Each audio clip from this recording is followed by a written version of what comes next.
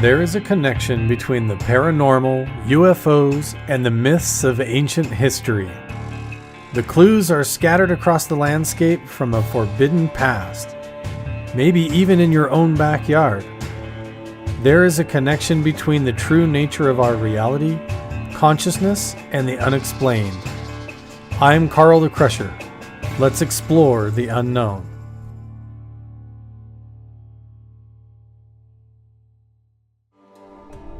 The Hessdalen phenomena are probably one of the greatest mysteries on planet Earth.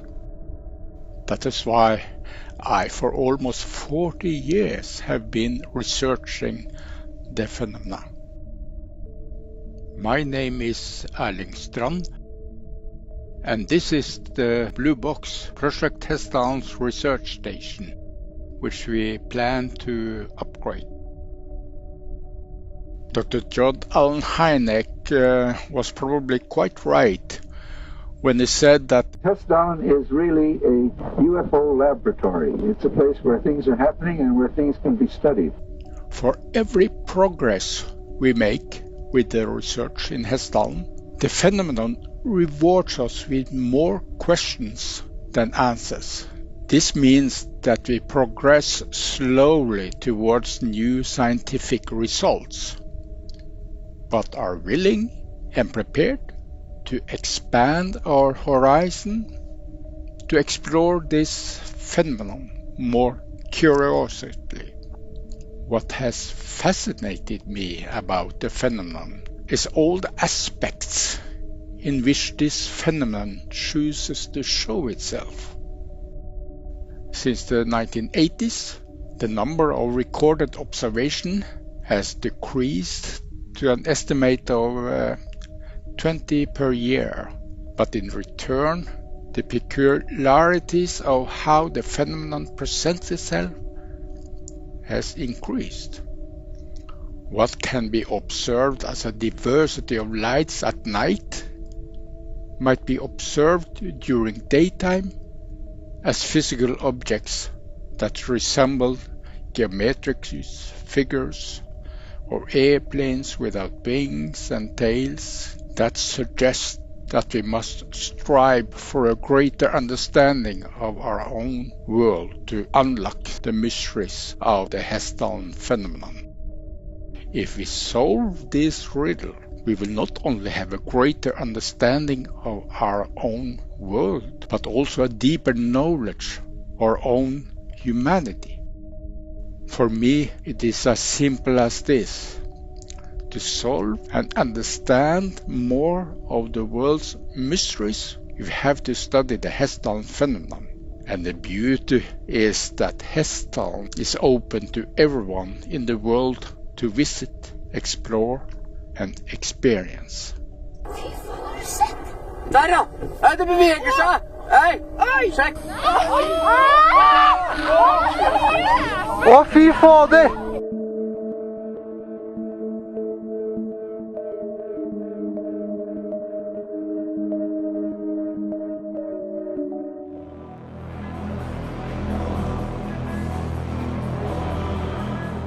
What's up, everybody? Welcome to the vlog. I'm at the Mandalay Bay Hotel and Resort Casino. And yes, as soon as I checked in here, the algorithm on my phone was just feeding me nothing but videos about the Mandalay Bay incident. And then when I got here, I checked into my room and there was no water. There was no water turned on in the entire room. So I called down to the desk and they're like, oh yeah, there's not gonna be any water on until 6 in the morning.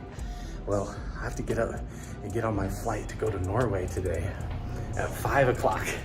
So I got up this morning with no hot water, had to call down to the front desk. So I showered this morning with the water bottles in the room. I had to stand in the bathtub and wash myself with water bottles in the tub. But hey, I got a free stay at the Mandalay Bay. They comped my room and everything. So now just headed to the airport. Got to get to my flight, and then it's going to be like 15 hours of flying today. All day I'm going to Amsterdam, and then, well, Detroit, Amsterdam, and then Trondheim, Norway, and then waiting in the airport in Trondheim for about 4 hours to pick up Chris Lato, and then we're going up to the Hessdalen Valley. We're gonna be checking into or staying at a cabin that they've got set up for me there, and a bunch of other cool stuff. We're gonna get copyright flagged for the music, so we'll check on you at the airport. Let me know in the comment section, have you ever been to Las Vegas? And if you did come to Vegas, where did you stay? Where do you live here?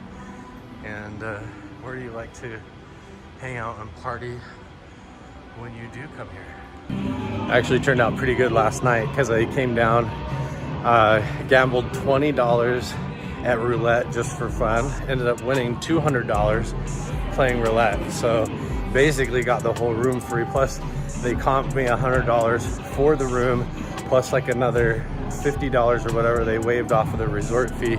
I did have to shower in the bathtub with water bottles this morning, but basically got a whole free stay, plus won an extra $100. So hey, stayed at the Mandalay Bay, actually made money to stay here, so can't beat that.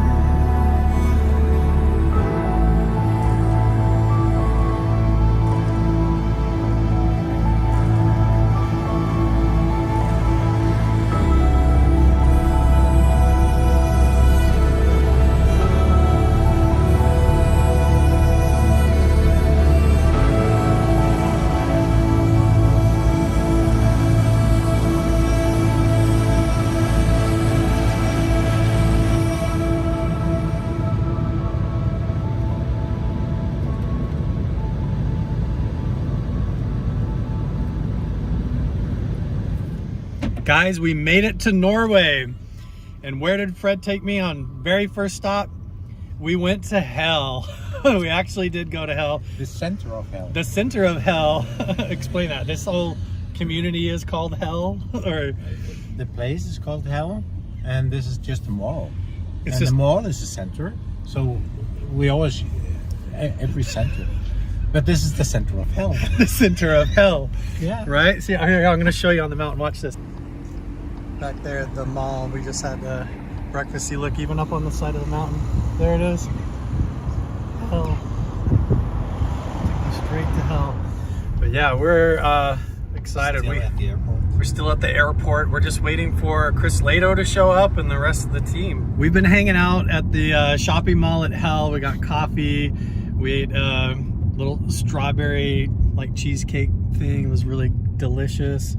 And then we've just been talking about all of the research and everything that Erling's done all the way back into the 1980s.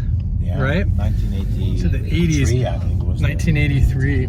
The amount of research that he's done up in the Hessdalen Valley has been incredible. No wonder J. Allen Hynek came over here with Project Blue Book and spent almost a decade coming back and forth trying to research everything. But they have magnetometer data, geological data, dozens and dozens of witnesses. There's so many reports on the original Project Hessdalen website. It's just mind-blowing how many different sightings, from cigar-shaped craft, tic-tacs, plasma objects, things coming out of the valley and going and absorbing right into the mountain. This is going on. Still happening. There's people up there in the valley and around, and even secret projects in the canyons and the valleys neighboring the Hessdalen Valley, to where it's just endless. This is basically the Skinwalker Ranch of Norway. It's the biggest, probably the most studied UFO site in the whole country of Norway, right? Definitely. And so we're going to be going up there, taking the MUPOS devices that Jim Segala has been sending over in the mail. Hopefully they get here in time, and doing a whole bunch of cool research up here in the valley, but mostly talking to the press and the media and other researchers in here, trying to help them understand what is happening, what the phenomena is, what our research is about, and some of those speculations. We have a lot to do, and we're just getting started. Ja. Kjempe. Jag sa till Bente att det finns en som är vegetarian. Ja, riktigt, ja. Ja, så att det ligger där. Ja, du fikk du bildene for hvor du skulle være henne?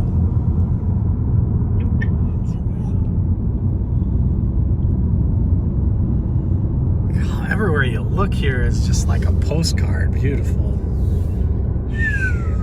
Go in here and see what they have. Oh yeah, look at this big church. Holy smokes. Wow. Rather than driving back and forth a few hours to get to Hessdalen and back to pick everybody up at the airport, we're just kind of sightseeing, seeing everything. All of this is just like so opposite of where I live down by Zion National Park in Las Vegas. This is so amazing and so beautiful. Just everywhere you look is like a postcard. I was trying to tell Chris, Yeah. the other American, that if you come to Norway and you look at this, that's one part. Another part of Norway is totally different. Right. Yeah, all along the coast and everything is like. Go to Lofoten, and you have all these high mountains and the fjords. Isn't that where they go to see the Northern Lights? Yeah. Now you Lofoten? can actually see it all over Norway. Next to the airport is called Hell. And this sign says Forbidden Mountains. No. You stay where you are, and don't go on the bus. We'll come and pick you up. Okay. You'll see us in like 9 minutes or so. Getting the whole team together. See you then. Bye bye. The spiral? Yeah. I think you spiral it 3 or 4 times. 4 times, I think. Like that before you get up. Wow. We were just talking about all the tunnels under the ocean and under the mountains and stuff here in Norway. I forgot. So crazy.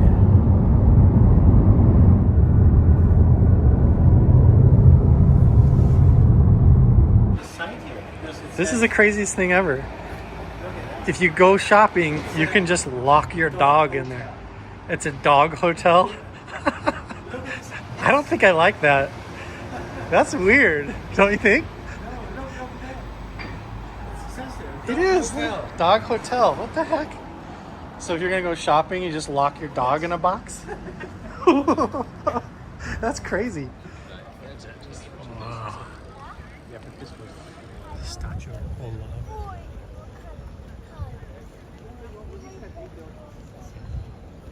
We're getting the backside view here.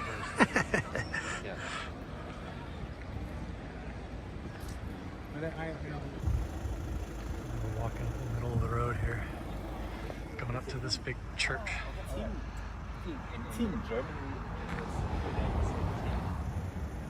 Look at even the manhole covers. Yeah. Got like Germans like to be very specific with that. It's like the government and the religion. Translating from time to time from English to German. Yeah. And it's always interesting to see German takes up about 30%. Everything here feels like Portland, Maine, right? Which was a problem all the time. So beautiful. I did that for. So Holy smokes, look at this. This place is so you think it huge. was a bad idea? After all? I think you recently told me you're not particularly. It had answers that kind of made sense. Yeah. But after 2 years, I had more questions. And then it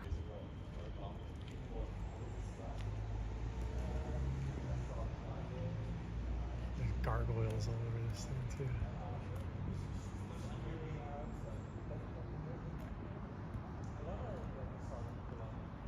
So cool. Wow. lucid dreams are they? That is totally like some dragon thing holding a monkey. Oh, what the heck? Weird. That guy's just like ringing a bell, yelling. Oh, there's owls down below too on the corner. Yeah. Wow. More images, pictures.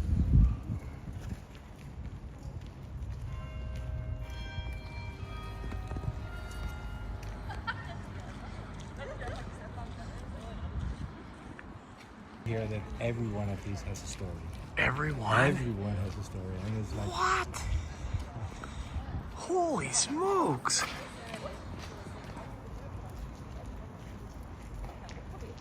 He's like standing above a severed head. That guy's holding 3 heads in a basket.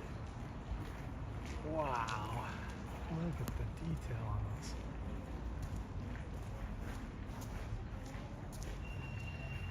What? That is insane.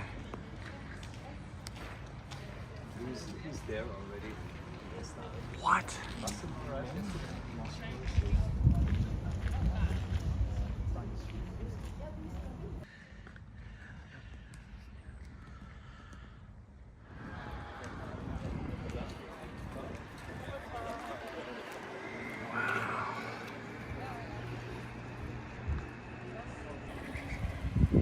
This place is just unreal, beautiful. Oh my goodness.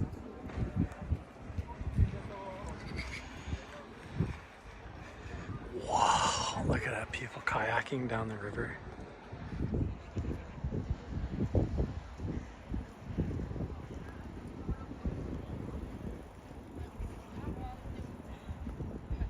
Beautiful.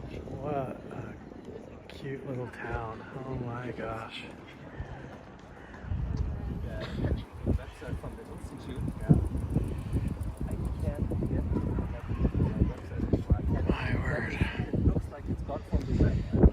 I might need to buy a summer house here. It looked like I tried from different computers because Should I get a little summer apartment here on the fjord? Oh my goodness. I'm in love with this place. Wow. The air feels so good here.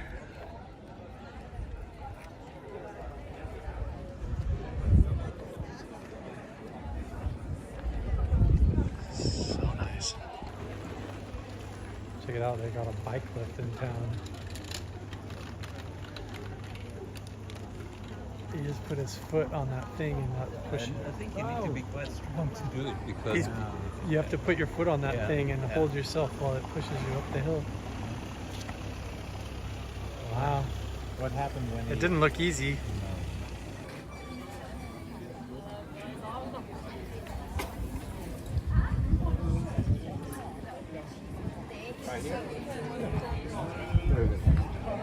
What a cute little town. Oh my gosh. We've been wandering around Trondheim, just getting ready for Lado to show up at the airport. He should be arriving in the next hour or two. We're gonna go get some dinner, then pick him up, and then we're gonna head up to Hessdalen. We're gonna have an awesome crew up at Hessdalen. Erling's gonna come, Chris Lado, Chris, we got Fred, we got a whole group of people. I think there's gonna be like 50, 60 people coming up here to the valley. It's gonna be awesome. Well, yeah.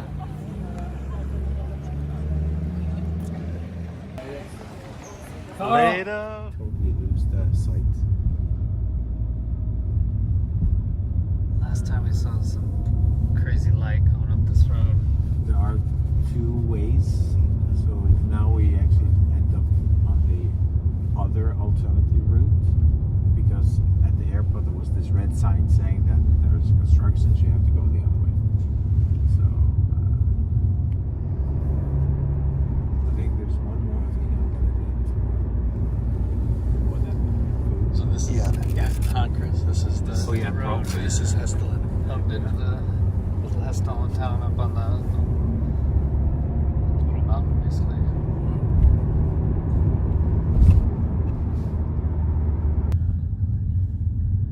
That's cool. They have a whole monument to it there. Huh? Yeah. We'll come back and check it out in the daytime. And then they even have this little sign here. So this is where the phenomenon is. Actually, on this side. Oh wow, there's a UFO on the side. Going on the road that way is where this guy don't like you to come. Because that's his farm. He doesn't want you to go there? Yeah. He's the one that's yelling at you. But that's where they all lined up before in the 80s. Wow. So here, there's someone telling that they saw something jumping in front of the car and jumping over the fence. Like a creature. Like a creature ran across the road? Yeah. Same as like skinwalker stories. So Weird. You can only get up here in the winter through a snow machine, right? I think you can go this far, but up further into the town you can't. It gets all snowed out. this is actually a nice view. When you Oh, can see. yeah.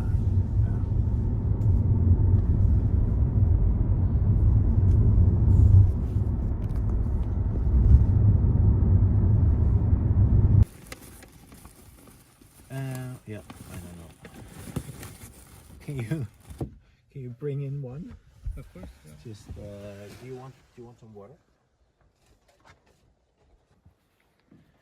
Chris is gonna be staying there tonight, and we're going over to another cabin. We already saw satellites and weird stuff floating over, but we'll have to bust out the night vision tomorrow night. We're all really tired from traveling.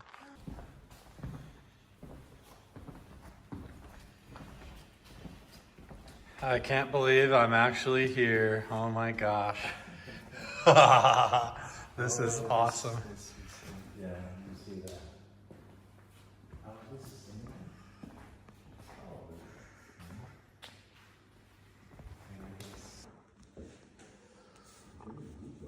Hessdalen phenomenon.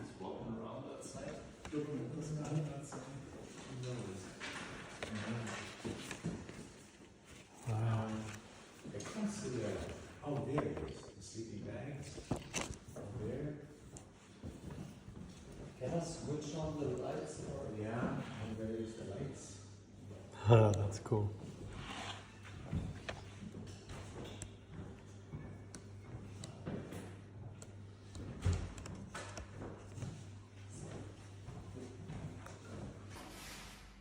There you have it. What is the Hessdalen phenomena?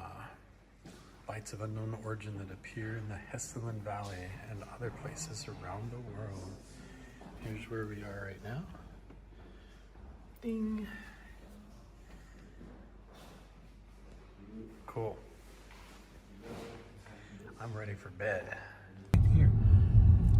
This is. Say that again. You were just saying Helge was telling me that this is where two creatures crossed over the field. that ran across the road right They there. ran across the road, up through the forest. Like they came out of the ocean or something, or what? There's a river down there. Oh, there's a whole church and graveyard right there too. Oh, yeah. Oh, it's the fjords down there, the river, And right? actually, if you go down there, this is the old mining place. Oh, really? Yeah. And Is this there the- mine shafts that go under Yeah, yeah. here? Well, I'm not sure. This is the pub. That's the pub. Nice. That's also. Okay. Wow. Oh, we're on a dirt road now. Yeah. Creatures running across the road. So you better be aware. Be ready. Yeah. That would be pretty cool. I would. There are some school children that also said that they saw some creatures waiting for the school bus. Yeah, waiting for the school bus, and 2 kids, and they saw 2 creatures. And then later on, there was another brother coming, and so he just saw 1. But wow. Yeah, it seemed like they would. If they came out this way, then they came out of the river or something, or down there. Or whatever. yeah. But there are lots of minerals, and there's been mining. So, and just down there is one of the mining area. Yeah. Yeah. Did they close off of the mines, or is it just an open mine where they just were cutting off the side of stuff? It's kind of way back now, so you can still see it. You can put your head in. It's not that easy to get in. Oh. I haven't been there. I'd like to go there. I've seen some pictures of it. Interesting.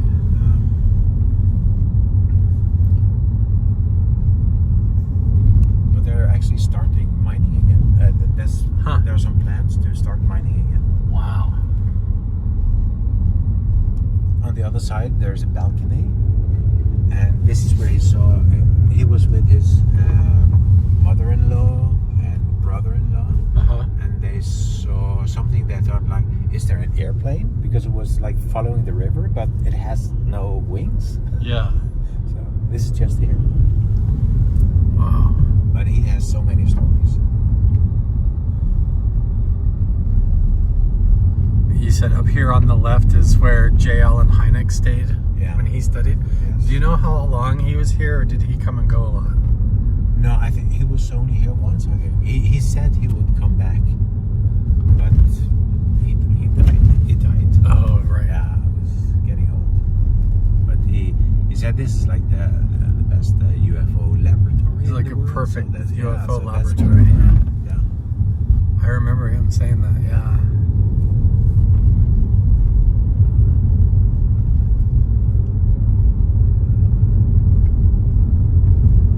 See something run across the road right now, right? Yeah. I'd be like, get the night vision out, let's go. Would you go chase after it? Oh, I'm not sure. Depends on what it looks like, right? Yeah, that's right. The vibe it gives you. I think I'd have to go chase it. if the legs move in a normal way, okay. If it's like a chicken leg, maybe not. If the legs go backwards, yeah, then I'm not sure. Yeah, fair enough. That's fair.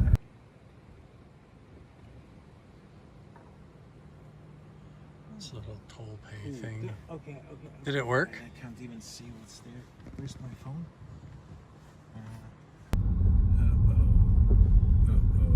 Why are you saying uh-oh? Are we lost? I feel lost. Are you serious? We're lost in the Hessdalen now? Maybe it's this way. Maybe. Are you serious? Yeah, I don't know. Fred and I are lost. You just left, tell me the about left. how people see creatures run across the road, and then you get us lost in the freaking forest. What's the number of this one? Can you see that? Does it say? It says 100, I think. 100. Or We're going to 96. Oh, we're close. But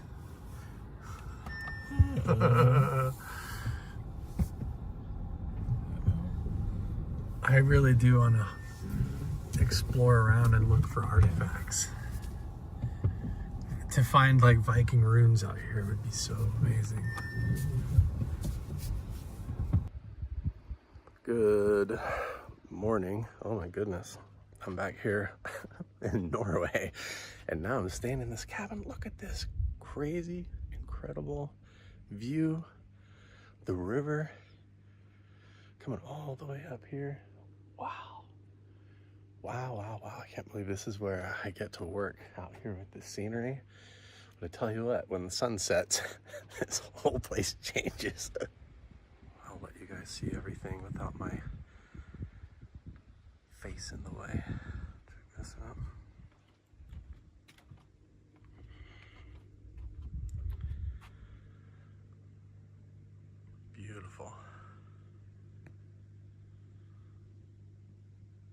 yesterday was brutal. Flying, I got up, I was on the plane at 4 o'clock in the morning, or like at the airport at 4 o'clock in the morning. Got on the plane from Vegas all Wednesday, just flying. I landed here, it ended up being 10 o'clock Thursday morning, and then hung out all day with Fred. That was fun, going around Trondheim, hanging out, and then picking up Christian, picking up Chris Lato, finding our way all the way up here to Hessdalen. But now the work begins, because today there's a whole conference, there's people coming. I don't know if I'm giving a presentation or not, but I know that I'm going to be talking to the press, talking to a bunch of people, and then when the sun sets, busting out the night vision, getting the thermal imager out, we're going to see if we can make contact, see what happens.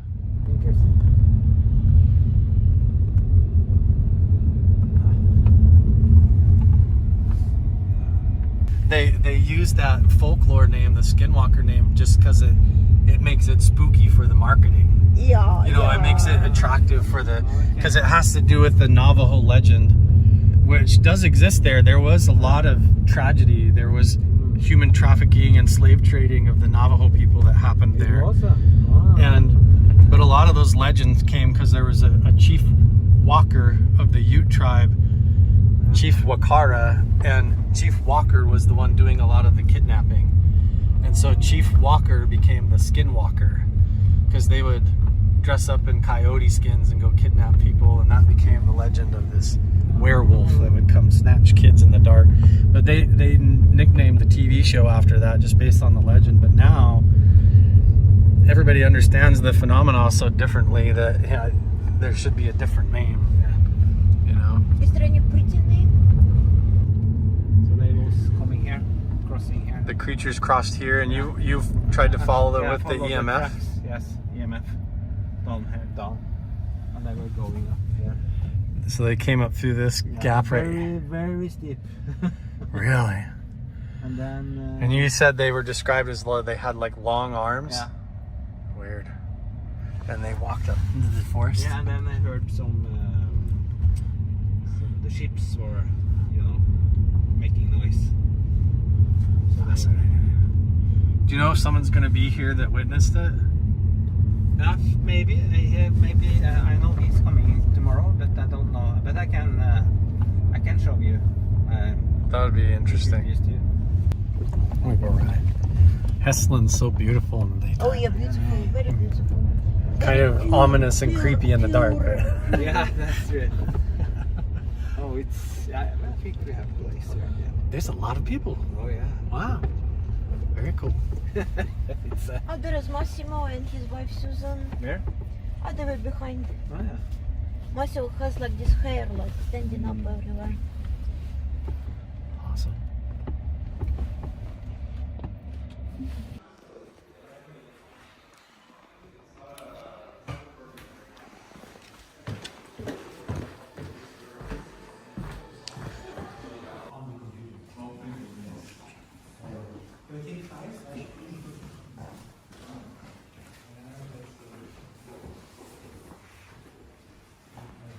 I'm just going through my mobile. Okay. He puts them on the old Hessdalen site, and you can see pictures, and even those that he hasn't cataloged yet, and they're there. You can see it. So in his openness, we want to continue that and get the. Of course, we know that we have to make sure that it's available. It's built up like an egg model. Or what is this consciousness? But all of this is kind of like, this is the world we know. I'm telling you, if you talk to people here, you're going to get into some of that strange, almost magical. What is this? So when you study it, you have to kind of, how is it possible? How can you say that a group of people saw something and you can just say, no, they're delusional? Okay. All seven delusional? Did all seven see had an experience at the same time? What is that? Is that above your mind something? And the AI filtered. So you have a system that will kick out all the birds and the bees and the insects and the planes. and then only the interesting part is being set on the internet. And that's the reason I need the computer, because this has to be processed locally before it's on the internet. Before I didn't believe anything about UFOs, never saw anything, still haven't seen anything. But that's why I'm here, is to try and see stuff and to promote Project Hessdalen. I think it's a great effort in Europe. You hear about all this stuff in the US, but I'm excited to share with my mainly American audience. I think you have like 8 or 10 videos of Hessdalen already. Yeah, at least, yeah. Back in 1983, and I've been running it for more than 40 years. Missiles and drones as well. Thank you.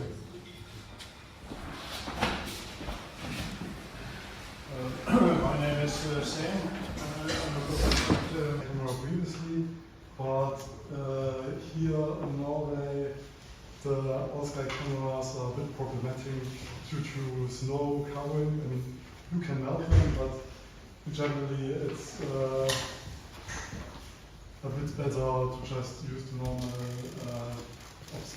security camera. That's to the Skycam system, which is from running, so it's permanently monitored. And then, of course, I personally and what you should be aware of. So now I will go through some of the different types of phenomena, and I want to remind you about the mainly 3 different types of phenomena which you can see tonight, hopefully, some of them anyway. The first one is strong white or blue flashes, and they're lasting only normally very short time, fraction of a second. So then it's very not so easy to see. I could point out that your side view is more sensitive to short flashes. When it's not completely dark, they have explained that these kind of lights are on to what they explain as a black object. So actually this one had a red light in front, and it was moving in front of this filter. Yes, this is Massimo. This is here. No, this is from one of these. This is like this one. It's possible to see on this one. Just beneath it, it's more light coming up in the big one. Yeah, it was actually there. It was maybe difficult to see, but it shows that it attracts other lights as well. So it certainly started to show up just beneath the main light, which is here, just beneath it, very close. Yeah. So that is also, and we have also the reason of this was this outbreak happened. The camera was set up to take a picture every minute in that direction, automatically transferring the picture to a computer was running all by it's where there were very high conductivity in the ground, electrical conductivity, which can, if you imagine current power into your house, you have a wire into your house to bring your power into your house. It has this wire or this cable. So I'm Carl Andresen. On the internet, I go by Carl Crusher for taxes and trademark and all of that kind of stuff. If I brand my name. So, and also people can't spell Andresen, although when I come over here, it's not a problem. But yeah, so what I do is I go to locations where the phenomena is apparent or supposed to exist, and especially where the government has spent a lot of time and invested a lot of money in trying to understand the phenomena. And what my angle and perspective has come from is that of an experiencer, a contactee. So as a child, when I was 10 or 11 years old, I was spending the night over at a friend's house. Both of us were basically taken in the night and put back on a different level of the house, in a different room of the house. And we both had full memory of the experience the next morning. And I kind of suppressed and buried a lot of that experience from my life, but it never stopped. So as I continued to grow up, it developed into what we call now as sleep paralysis, where I would go to bed at night, I would wake up at like 2 or 3 in the morning, completely incapacitated, can't move my body, like I'm paralyzed. All I can do is look around the room and be aware of my surroundings, like in a very strange psychedelic sort of altered state of consciousness. And in those experiences, there would sometimes be an entity, or what we would call like a shadow figure or something, that was apparently in the room with me. And if I wasn't overcome with fear and I maintained curiosity, that would transition often into like an out-of-body experience, or like what would be like a near-death experience, where I would see my body in the bed from above as though I'm floating by the ceiling, and then that would transition into a whole mystical vision or a journey, like I'm literally traveling on some kind of a craft and being taught things. And this was common in my childhood for me to experience these things, but I didn't have any way to interpret it. I was raised in the Mormon church my entire life, and so the tools that I had to interpret that was all that there was something wrong with me, that I had committed sins or done something wrong to attract demons to come and torment me or something. I did not have the ability to deal with this or to cope with it or anything like that. So most of my life as I got older, I suppressed it, tried to ignore it. When I would have an encounter, I would just wake up and ignore it and move on with my day. And then as I got older, when my father passed away, it's like all of that stitching came unraveled. So when I was going through the grief and loss of my father dying, I started exploring those aspects of my life in a way to try and see where my father was, or see what was really real based on the way that I was raised in the church. And then compared to after I left the church, how do I sort all of these experiences in my life out? So as I started trying to answer these questions, my initial reaction was to go out into the wilderness or into nature and connect like with, similar to like an indigenous person, to go up to an ancient petroglyph site, to sit alone and just meditate and just try to see if I could get in touch with myself and my own spirituality. And when I did that, instead of it getting better, it amplified even more, to where when I would go to these experiences, not only would I see lights in the sky, but I would see different orbs of light coming out of the petroglyph rocks, the ancient carving rocks, shadow figures between the rocks, and then I'd even have experiences and things follow me home. And in trying to understand all of these things that were happening to me, I realized there was a place in Utah where I lived called Skinwalker Ranch. And this is a location that the government had studied for over a decade in the 80s and the 90s.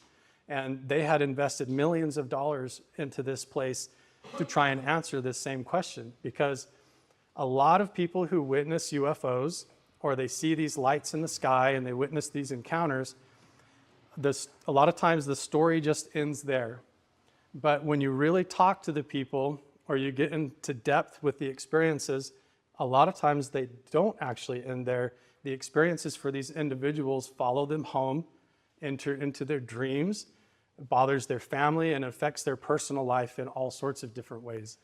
And so my approach to this whole thing, and going to Skinwalker Ranch, working with the team there, with the scientists there, and with the owner of the ranch, is to try and understand how the phenomena goes from being lights in the sky or a spaceship from another planet from outer space. And how does that fit in with this entire experience of a poltergeist or sleep paralysis, these strange supernatural experiences that are not just in the sky that we film with cameras, but they come into our homes and into our subconscious and affect us internally and in all sorts of different ways like that. And so in going to Skinwalker Ranch, I ended up meeting Chris Lado up there, hanging out with Chris. And through that, we worked on a project together where we made friends with Dr. Jim Segala, who was the lead scientist at Skinwalker Ranch, developing these sensors, early stages of these detectors, where we could build the sensor, and I have one on the table back there you can all look at. But basically, it's the same idea as the Sky 360 system and the Sky Camera, but it's a unit that goes in your house, and we're even developing a model of it that's wearable that you can even wear as a watch, like a Fitbit that tracks your heart rate and your biorhythms and all that. But what these sensors do is they are able to sit in your home, or you can take them with you, and if you have an interaction with the phenomena or a sighting, if it follows you home or interacts with you at night, it can capture that evidence as well. So like, let's say if I went to bed at night and in the middle of the night I have one of those experiences where I'm paralyzed and it's like an entity shows up, it's no longer just a story. I can wake up the next morning and log into what we call the MUPOS system, the Modular Unidentified Phenomena Alert System. That's the name they came up with. But I can log into that and actually look at the data on the sensor and see, wow, right at like 3:15 a.m. in the morning when I felt like I was having this crazy experience, the sensor actually captured a spike in gamma radiation. And at the same time, a big spike or a wave in EMF data, the infrasound went off, and even the GPS got confused. It didn't even know where it was. Like there's a glitch in time or reality, and it captures the data that I cannot create. There's no way for me to produce a gamma ray or gamma particle from my own subconscious while I'm just sleeping at home. That is something that's entering my house or entering my environment and interacting with me, and then I'm having this experience as a result. And so that's what we're trying to do now, is to take these stories that sound just like the house is haunted or this guy is schizophrenic or he's having these experiences. How do we also capture that data when it follows you home or when it enters your personal life? And so the idea of taking it from the sky systems and measuring it when it follows you home or moves from house to house is another part of the next phase that we're doing, and also a way that people can support the work to where other experiencers who have had sightings or feel like they have invasive elements to the phenomena that come into their personal life and enter their home, we can also capture and measure that as well. People can get on the MUPOS website and join as a member, and pay a monthly membership. And then you can log on and even see the data from my sensor in my house and the sensors that we're going to be setting up here in the Hessdalen Valley. So potentially we could put sensors in people's homes here or in a lodge or at the booth and capture the personal contact experiences to go along with the sightings that we see in the environment and in the sky. So my work around Skinwalker Ranch has to do with all that and relating it back to the Native American knowledge and indigenous cultures knowledge about this topic and how it relates when it comes into our personal life. So that's what I've been heavily involved in, working with the Skinwalker Ranch people, the local indigenous communities, and ultimately that has led me here because we have the same kinds of stories. You have the lights in the sky and then people driving up the road and seeing creatures crossing the road, coming up out of the river and going up into the mountains, and people having sightings of strange entities around in the community. So being able to capture that on camera, but also with the sensors and the data, it becomes more than just a story. We have the actual layers of evidence and the layers of data, but then the story of the experiencer can just be the icing on top of that cake that we get to see, wow, how does that really affect the person individually? So that's what I'm involved in and why I'm here, is we're going to be setting up some of those sensors if they arrive in time to capture the phenomena on the ground and in the personal life. So anyway, if you guys want to have any questions, you can come and talk to me and we can go over it all. Thank you. Yeah.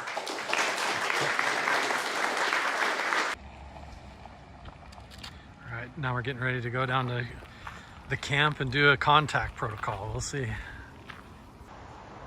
We see the sun setting. We got to get ready for the Hessdalen lights, and Erling said we were going to see the Aurora Borealis tonight. We should see even the northern lights, so that will be really cool. I've never seen the northern lights before, so this is going to be really special. Even if we don't see any of the phenomena, we might be able to see something really cool. We got clear skies now. This is one of the warmest periods of the season that they've had, and they're all saying how it's totally random. This is never this warm. It's usually really rainy and cold. And even when I was looking at the forecast getting ready to come here, it said it was supposed to rain, but we got lucky. It's just so beautiful, and we're gonna see the northern lights. Can't wait. I talked to an old man here. Have been seeing this shadow people. He's been seeing shadow creatures. From he was children. Yes. Since he was, Children sized? No, he was when he was from all the time, the whole life, and he was 70, 80 now. Really? There's coming something. Storjord. With a car. Chris and I are going to go to Camp 1, where there's a whole group going to do a contact protocol tonight. So we've done different versions of this. It's going to be interesting to do it with a whole group. I'm here at the Hessdalen Valley. I've never even done anything like this around like Skinwalker. We've just done it at Mount Wilson before, but this will be really cool.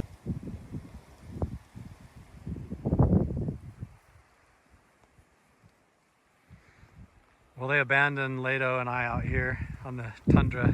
All alone. Now we're gonna see something. Amongst the bear poop and stuff on the side of the Tundra here. We're like chilling on the backside of this hill out of the wind, waiting for the rest of the crew to show up. You brought your heavy coat. I should have had that dude grab my vest back at the cabin. I froze last time I was here, so I wasn't gonna do it again. I'll probably freeze tonight, but we'll see. You're from Utah. Right, it's hot where I'm at in Utah though. I'm not up north. I'm like by Vegas in the desert. I flew out here wearing shorts yesterday, and now I'm like freezing. Look at this landscape though. Chris and I are just like Frodo and Sam out here on the quest, trying to. It feels out in the middle of nowhere, and then you see these cabins. You know, like okay. So right. Yeah, there is people here, but we are in a territory where most of the year is just snowmobile access to get up here. So where do they see most of the phenomena? Is it over the water here, just in the gap between the canyons, or? All different places. I've heard in the valleys, basically gone down Hessdalen there, and then Lake Oyungen.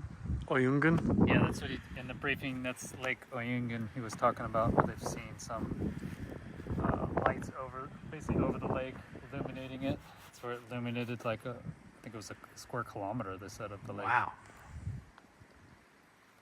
So it's all through these hills, the valleys. The whole view of it. Wow. Impression of Hessdalen so far, Carl? It's beautiful, and immediately, first day, all the stories from the locals and everything sound so familiar. Yeah. What, like Mount Wilson or Skinwalker Ranch? Both.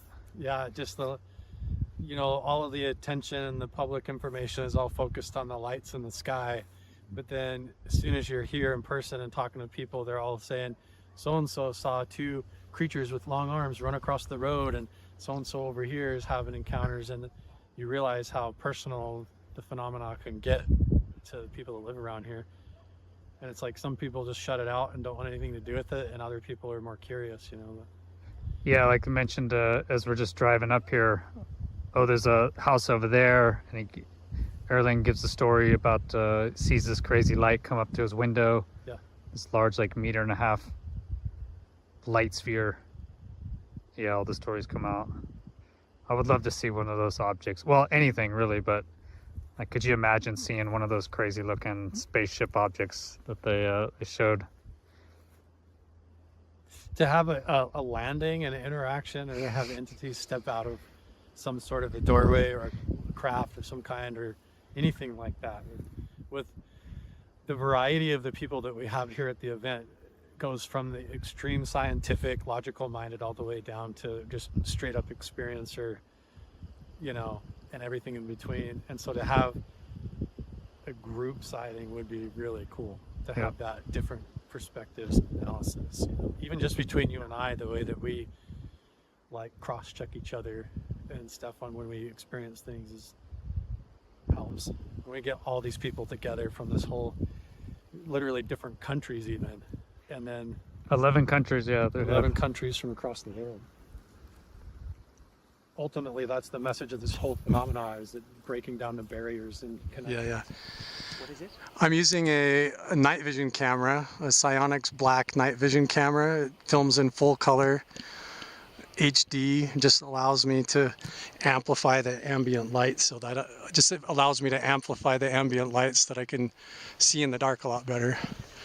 But we bring thermal imagers and all kinds of stuff out here to try and see beyond what our normal vision can. What are you looking for? We're looking for any kind of anomalous stuff that we can see in the sky. Here in the Hessdalen Valley, it's a lot of phenomena like orbs of light and different what look like craft or UFOs flying around, and they actually go down into the water and into the mountain and sometimes come out of the mountain and fly around.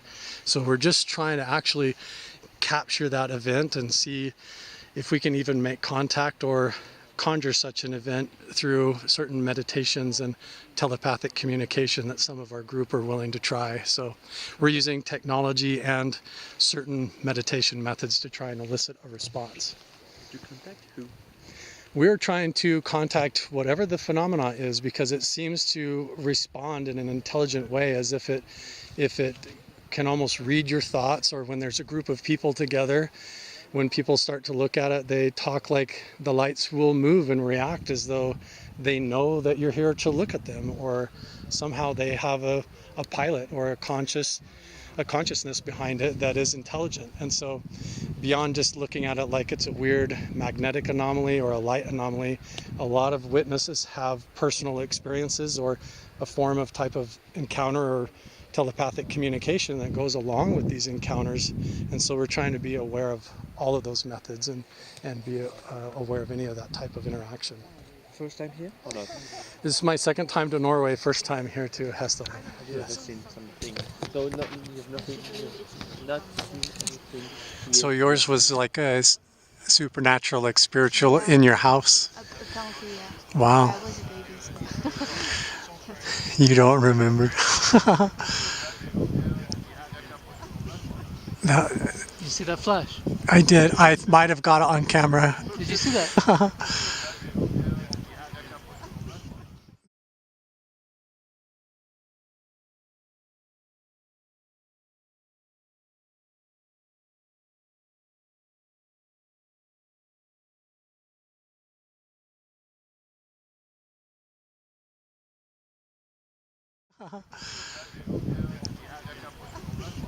No, You see that flash? I did. I might have got it on camera. Did you see that? That satellite's moving towards it, and I just got that flash. It was on the top right of my frame.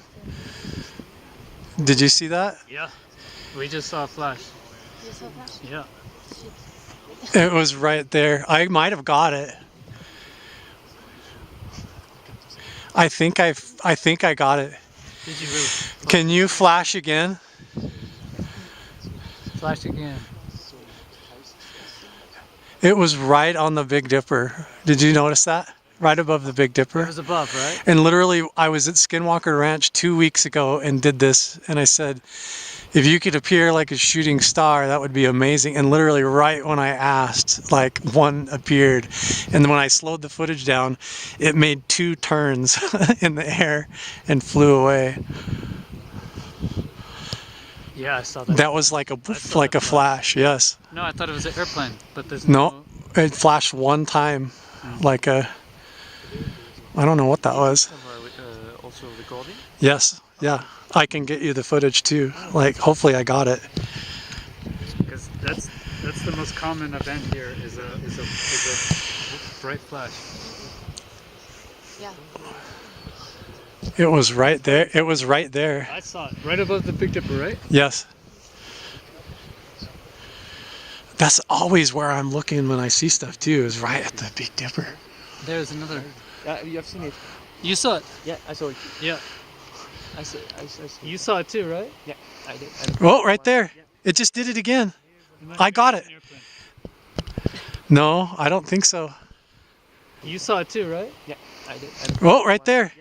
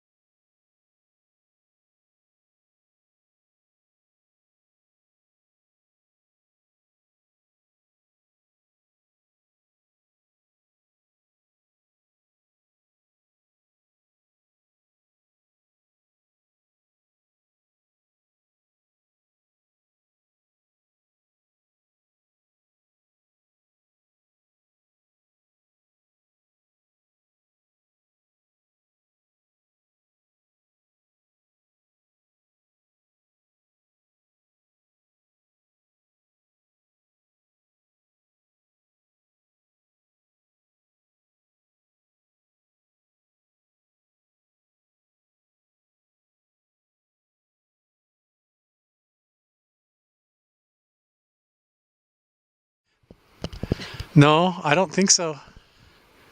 Is it? See it? Once again. Could it be an airplane through clouds? I think maybe airplane through clouds.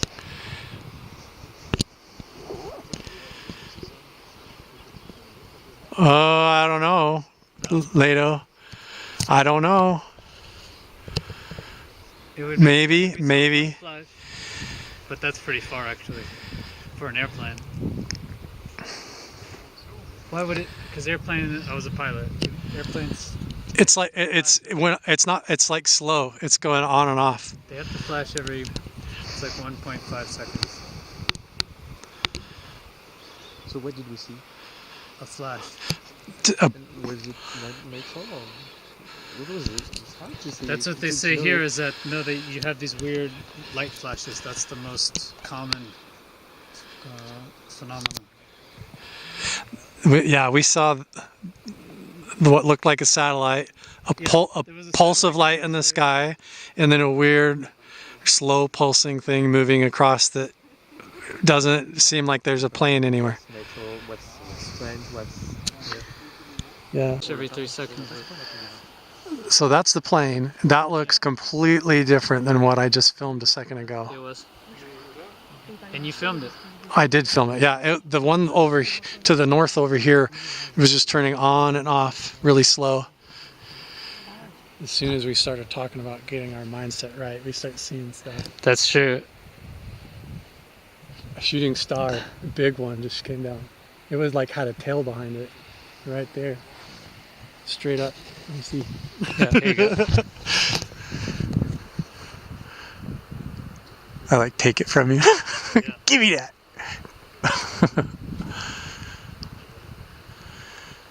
Can you do that again?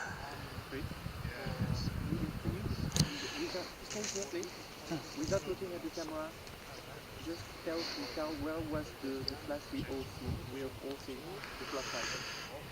Yeah, I mean the first light. Tell me if I'm wrong, Carl, but basically if you take like the. Yeah, I mean the first light.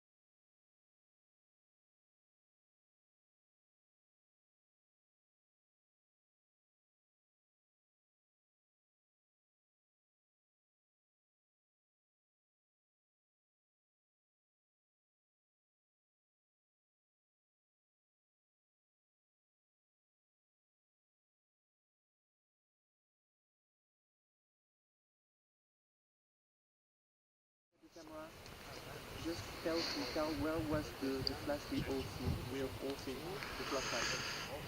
Yeah, I mean the first light. Tell me if I'm wrong, Carl, but basically if you take like the length of the Big Dipper, Yeah. it was like one. Yeah. If you flip it north, that's where I saw the flash, like right.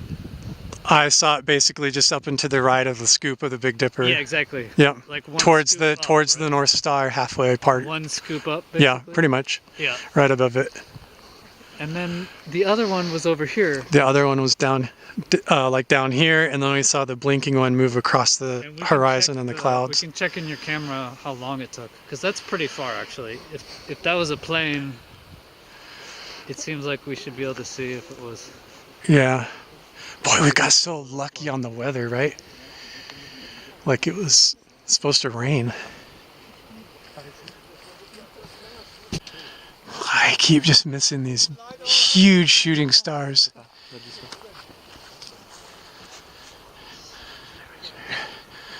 How about a shooting star right now? I keep seeing them right when I'm not filming.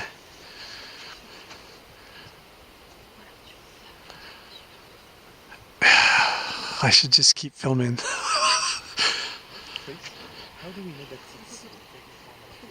That light's still there. It's probably a house.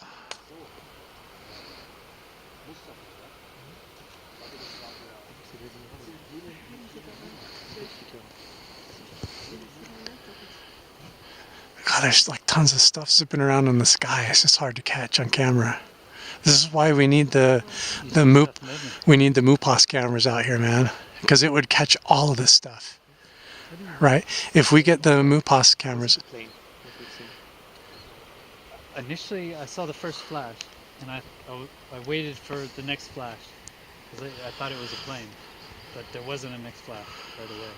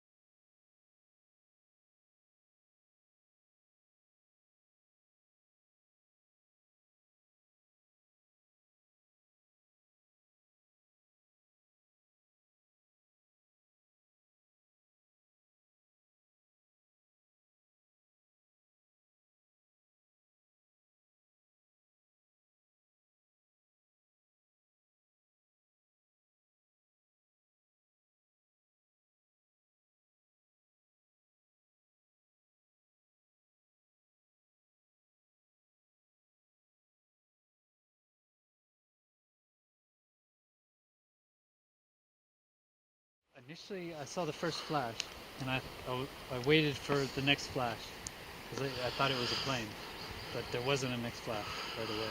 So I don't know. It didn't look like there were clouds there, so I would say it could be what they say is the most common type of phenomena seen here is a very split-second white flash, which Erling Strand says normally you see out your peripheral vision. But we were looking right at it because he was filming a satellite going across, so I happened to be looking right there, saw the flash, thought it was an airplane, but then waited, there was no more flash. And you know, airplanes, for safety, they have to flash their strobe every second. So if I don't fucking flash right there. Another one? Oh no, okay, I see it. Where is it? It flashed twice. Maybe it's here, just film it. Here, you just do it. If you can see it, just get on it. It went away. I saw it twice. Are you guys seeing this too? You seeing shooting stars and stuff? Yeah, we're seeing all kinds of stuff over here. Very strange. Lots of strange things. We're seeing lights that are pulsing on and off and then disappearing. Yeah. And then blinking lights just appear and that are pulsing on and off and then disappearing. Yeah. And then blinking lights just...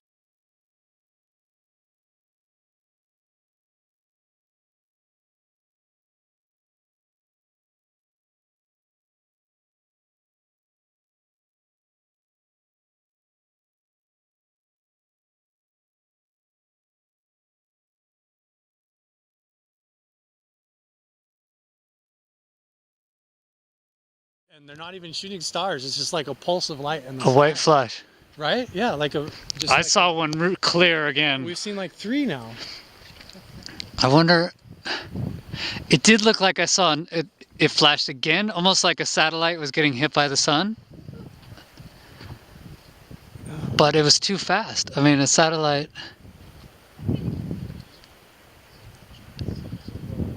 It doesn't... Well, we're just getting started too. That's a lot of activity. Do you want to check? 20 minutes. Yep. Do you want to see through? So it is filming, so just keep rolling like you're filming. Okay. So I get to ask you, where are you guys from on my video for my YouTube channel? Say hi to the Crusher crew. Hi Crusher crew, French media. Tu regardes dedans avec regarde déjà regarde. See through. Oh yeah, okay. Tell my audience who you two are. Okay. French TV. French TV. Welcome.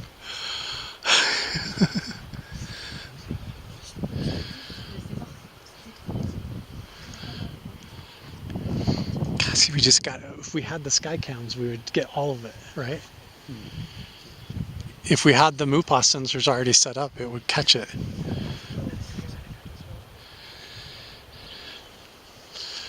because they have sky cams as part of it, huh? Yeah. Not the MUPOS ones don't yet. We're going to bring those ones in the spring.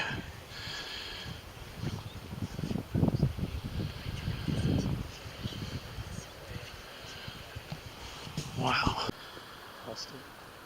Look how slow it's moving. What the heck, dude? That's right there. Oh, I see it. Yeah. Whoa, that is going slow. It's probably going the same speed. No, dude, this is a weird one. Oh, that's like a satellite. It's pulsating, dude. See it pulsating. Is this spot here better than the other? Oh, look at this thing. Look at that. I mean, it looks like a satellite to me, naked eye. Look at it through here. Let me see. I'm zoomed all the way in, so it's like in pretty tight. You're gonna have to find it, but look at how slow it's going. See if you can find it. It's really zoomed in. So, if I have to zoom out, let me know. I can't even see it now. Is it night vision or thermal? This is night vision. It's night vision. You see it? No. Here, let me zoom back out and see if you can find it. It's Chris Leeple standing here. Yes. Yes. Yes, sir. Thank you. I've seen all your programs. All of them? Yeah. It's a lot. Nice. And I am, you talked about me. Sorry for the bad one. Yeah, you talked about me in one I lost it. episode too. I did? Yeah. What was your story? Yeah, it was the creatures down in the valley. You saw the creatures in the valley. You did. What? Talking about the creatures in the valley. Yeah, I was talking about how that's similar to where I work at Utah. Yeah. At Skinwalker Ranch. Okay. What did you see, sir? Well, I did see two creatures over 2 meters high. Long legs, long arms, oval head. Really? Running over the ridge from the river and over the road. And as I turned around and looked at them, they turned around and looked at me, and they looked just as surprised as I did. Really? So it was a strange meeting. Running very fast over the road, up in the wood, and then the sheep. On 2 legs? Running bipedal? Yeah, 2 legs. Yeah. Wow. Yeah. And then the sheep turned crazy up in the woods when they disappeared in the wood. That was a strange... Running fast, you said, and they turned and looked at you. Yeah, and they looked as surprised as I did. Did you have... It was just like they came out of another dimension or something. Really? Very strange. Were they wearing any clothing? I couldn't see, but it was so dark. It was in September 29th. Wow. 3:30 in the morning. Just dark figures? So I just saw the figures in some lights from the buildings around. It was just north of the church down in the valley. Just on the road back to the camp, huh? Yeah. Oh, wow. But you saw them clearly in the light? I saw them clearly, yes, but I didn't see the eyes or something, but I see how they looked and how long their legs and arms was, and the head formation, over 2 meters high, because I saw them below the house. They were running behind the house in the field. Between the house and the church? Where the cemetery kind of is? Yeah, north of the cemetery. Oh, okay, on the other side of the road there? Yeah. Wow. Did you have any impressions or in your mind, like people talk about having a telepathic experience or like something communicated with them? I've heard about it, but I've not heard about it here. But 3 weeks later, a Polish guy that lived and worked in the house beside, he saw just the same as I did. But that was only one creature. But he saw it too. He just saw a single. He got so afraid that he didn't want to come back. Wow. But I'm not the easiest scary guy, so I thought it was very excited. Of course, it was a life-changing thing for me. Yeah. It changed your life. Yeah, in a positive way, actually. Do you have you ever, like, do you have a YouTube channel or anything like that at all? You did nothing? Wow. Well, I appreciate it. I'm just travel up here to Hessdalen 6 times a year. Where are you from? Where do you live? I'm from a little island outside Bergen, in West Coast. Oh. So I have a beautiful 12-hour drive up here. Bergen's beautiful. I've been there. I love it there. To the fish market, yeah. And I went to the old castle there too. Nice. Beautiful. So I have been here for a week now and going home on Monday. Oh, nice. Why do you come? Because the phenomenon and the phenomenons, because it's so many things that happens up here. And you've seen them and you know. I've seen, the only thing I haven't seen now is the physical crafts. So the lights I have seen in many forms and creatures, yes. And feelings, bad feelings. Really? In humming, loud sounds. You hear the low humming? Yeah. Interesting. So it's many strange things happening here. And a lot of magnetic anomalies around. You can measure. Yeah. Fascinating. So many things. Tonight we saw 3 white flashes. Yeah. Yeah, what's the most common form of light that you've seen up here? Or like what have you seen as far as in this light? The very fast, small flashes you see in your eyes, just boom. And then it's the small orbs running down the hillside. Last night we saw 2 from the top of the mountain down over there. My cabin is on the other side over there, so we saw about 12 o'clock in the last evening, 1 blue and 1 orange. Just going down the hill? Yeah. Do they go like into the water or? Not that time, but earlier when we have stood here, it has been orbs coming from the mountain and really fast down and disappear in the river. But it's so many nice places to stay here. You have the road 8 kilometers that way. You can drive and stop and look both daytime and nighttime. In daytime I have seen white tic-tacs. Tic Tacs. From south and to north in 2 seconds and they're gone. Just that fast. Yeah. Wow. Don't blink or you'll miss them, huh? That's kind of what we've already been seeing tonight. Like we've seen 3 of those, like little flashes and weird pulsing lights that disappear. So maybe we filmed some of it. I don't know. And it's very important when you get home and you have to look thoroughly through your pictures you have seen. Yeah. Watch it all slow motion in frame, and I agree. Even like with some things that look like shooting stars, when I slow them down, they'll make 2 90-degree turns and then change speed.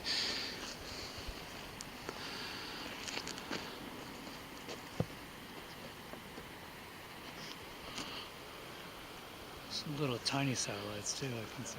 Where at? Yes. See it? It just blinked. I just got it. There it is. Yeah. Whoa, it just blinked down lower. Yeah. Look at it. It's moving. Flash, flash. Yeah. Now it's not. Flash, flash, and then nothing. Flash, flash, and then nothing. Is that a plane? Flash, nothing. 1 flash that time. A plane should be flashing every second. It's like pulse, pulse, No, it's gone. stop. Are you still seeing it? Pulse, stop. It only pulsed once that time. Can you come closer and do that? Is it tracking the same trajectory?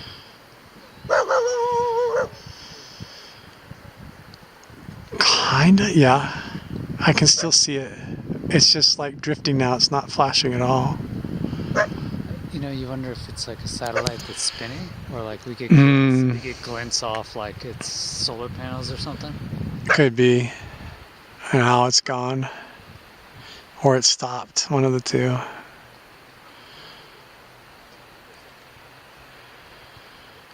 I don't know. A lot of that kind of weird stuff here. Because it's so clear, you know. I know. We're just seeing more than we're used to.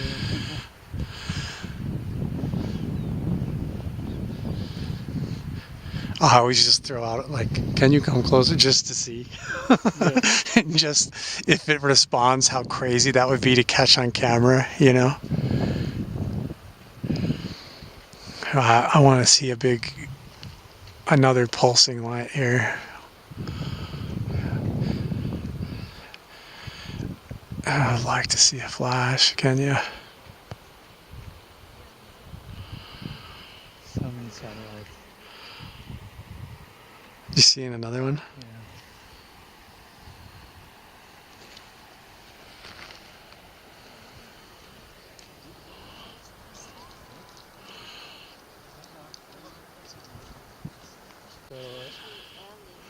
Huh?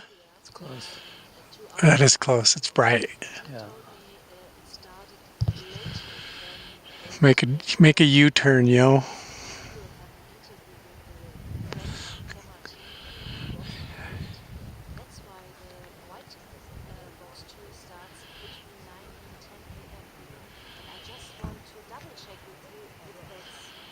I don't know. That just looks like a satellite again. Yeah. It's just tracking slow one direction. So the sun's still up there, you know? Yeah. Up that high, yeah. The angle of where the sun's at, it can still reflect, yeah. Yeah, satellite. That other one that was moving slow was totally 2 different weird colors.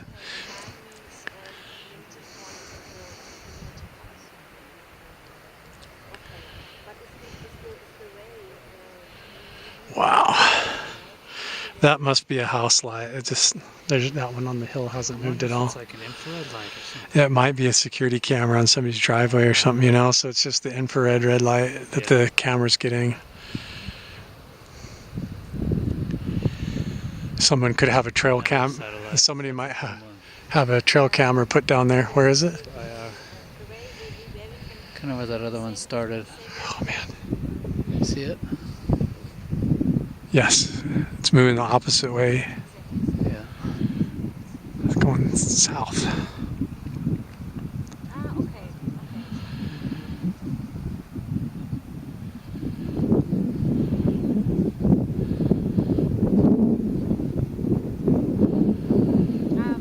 Any chance we get left out here? By our ride? Yeah. Right? Possibly. I haven't seen him.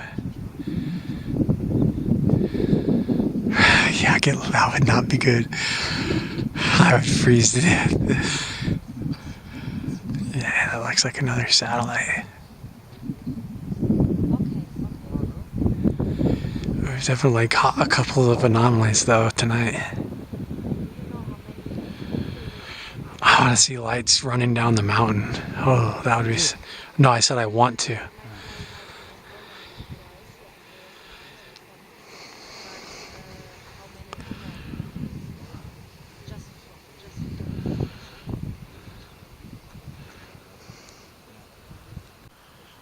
Another one. Satellite? Yeah.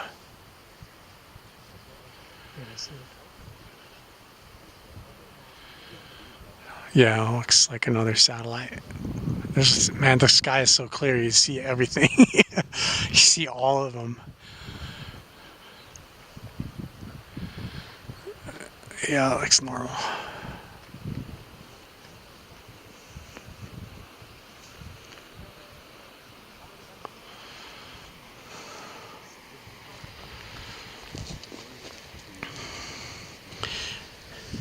Hey Lado, we're literally doing Project Blue Book stuff right now. Think about that. J. Allen Hynek was here. Covering everything up, hiding up. No, I'm just saying. We're picking up the breadcrumb trails of all those old dogs. Two satellites. Another one? This one's going really slow, dude. Where? Oh, wait. Going north, south? That is way slow. Isn't it? It's bright too. It just stopped. No, it's still going. It's still going. That's way slower than the other ones. Go that slow. Did it stop? It looked like it just wiggled, like turned. Did it stop? Oh, a flash right below it.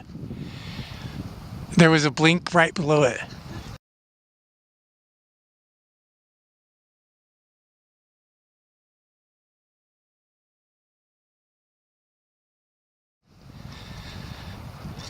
I'm confused now, man. Did I lose that? It's still there. It's very faint. Oh, it's faint. It went from bright, now it's dim. It's still moving. Oh, another little streak of light below it. It just went to the north. Another shooting star! 3 shooting star things have just streaked past this. Another shooting star!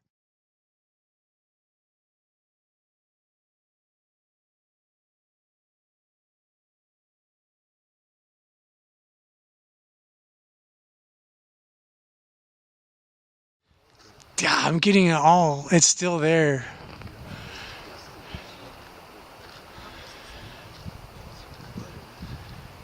What the heck?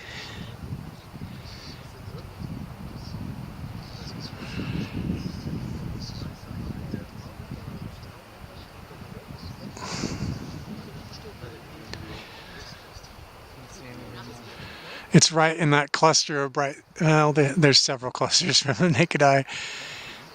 It's still there. But there was weird blinking lights around it, and then a shooting star went like right past it, or right below it. What the heck? Oh, my neck is all crinked now.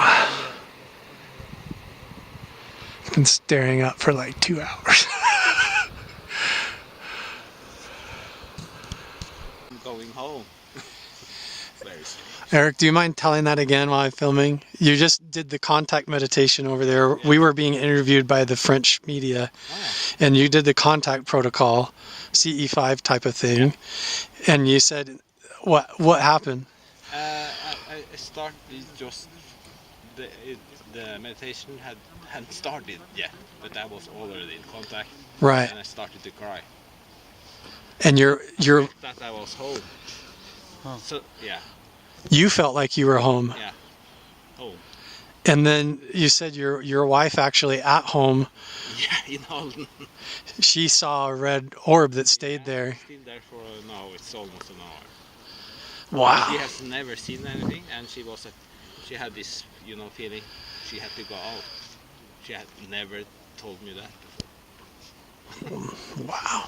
So you were here and felt like at home and got emotional, and at that same time your wife felt compelled to go outside and she saw a red orb outside.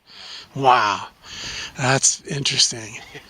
So like, what does that say about consciousness and space-time? Like, that makes no sense. No, or maybe perfect sense. Exactly. Yeah, to the people who get it, it will make perfect sense. That's very cool, Eric. Yeah, that's very cool. Very cool. And dimmed. Bright. It just went really bright and then dim. So Yeah. that must be the line right there. The sun line. Like the satellite hitting the sunlight, the last edge of it. Yeah. Now it's in like the twilight. Yeah. I'm starting to shiver with this night vision. I'm getting cold.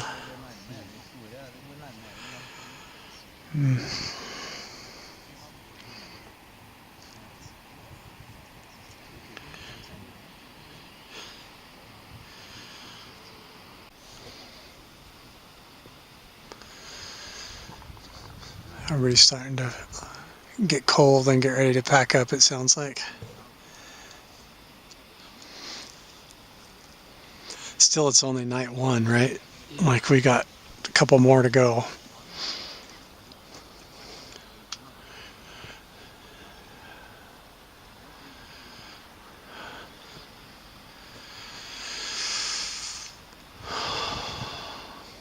Aurora didn't come back.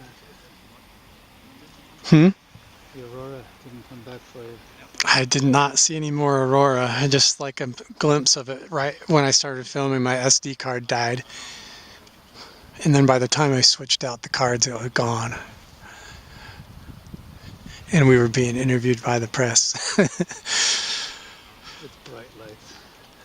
Where? Is there? Oh, a shooting star right above us. You just saw it? Yeah. Oh, wow.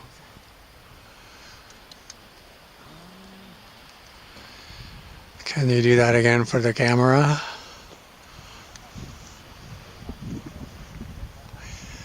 Yeah, like Chris Bledsoe would be like, thank you. Did you do that again? I love Chris Bledsoe. He's so cool. Like, every time I talk to the guy, it's like, I just think he's genuine. I don't know what's really happening to him, but he seems like a real dude. Yeah, I've never talked to him. He's just super calm. Lou Elizondo's? UFO of God? Yeah, I did. Did I tell you that he called me and told me I'm supposed to go meet the lady with him? Yeah. The lady in the canyon? Yeah. I haven't read the book yet. I started it and I just quit. You might have been in a time in your life. I don't know.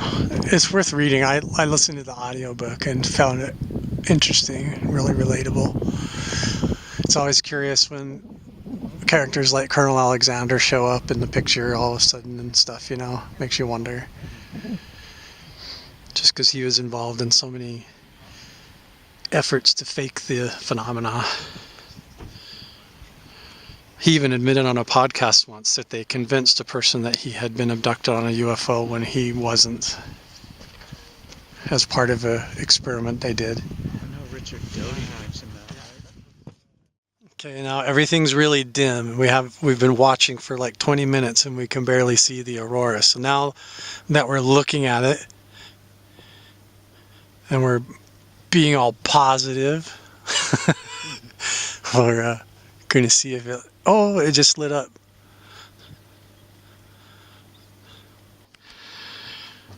Wow! Right there. That's the northern lights right there. See it? Here, look through the... We gotta turn the porch light off somehow. Yeah, you know. Look right there, see it? Oh yeah! It's like big purple lights going up in the sky. Guys, is it possible to turn off? No, you can see it. It's good for you. Yeah, I can see it on the night vision. How do we turn that off? Yeah. Wow! It's like a giant frequency in the sky. Like a waveform. Imagine, Hessdalen and now whoa! Strongest, you can see on the news, strongest in 23 years. It was all over the news, like even Forbes. Oh no, I can see it. Whoa!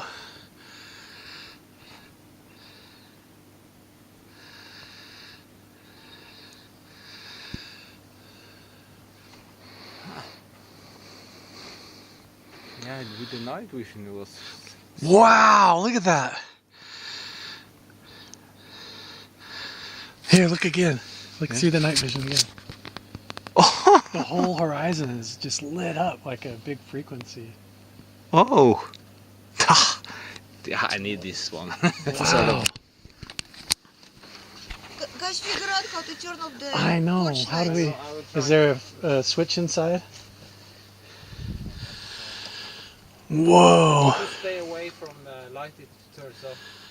If we hold still? Yeah, it turns off. If we hold still? Yeah. Light, it turns off. If we hold still? Yeah.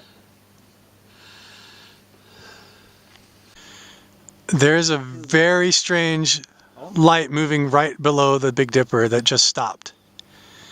Oh. That is not a satellite. See it? See it? See it? Yeah. That's a phenomenon. No, it's stopping. Look at it. Look at it. That is not a satellite. Oh. Look at it. Look how slow that's moving. Hello. Oh, it's stopping? No. It's not a satellite. Look at that. No. Oh. Can you... It's getting bigger. Can you come here to us? Whoa! Look at it. It's getting bigger, bigger, bigger.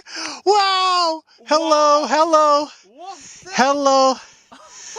Come closer, please. Can you come say hi? Hello. That's real, guys. That's real. That is a real phenomena. That is not a satellite. That is not... I cannot explain what that is. I've got it. I'm filming it. That was a big... It's still there. Yeah, it's still there. There's the Big Dipper. Okay, you do CE5 and I'll film it. Start meditating. Yeah. Hello.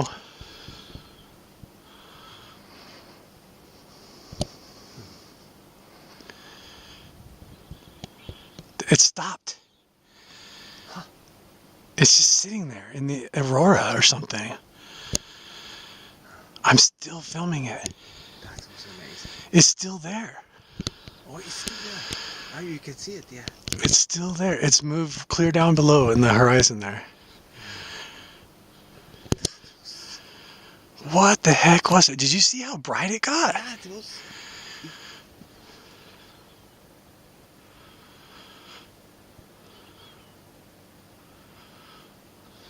Come back. It's still right there. I'm still filming it. It's there still? Yeah. Can you make a bright flash for us?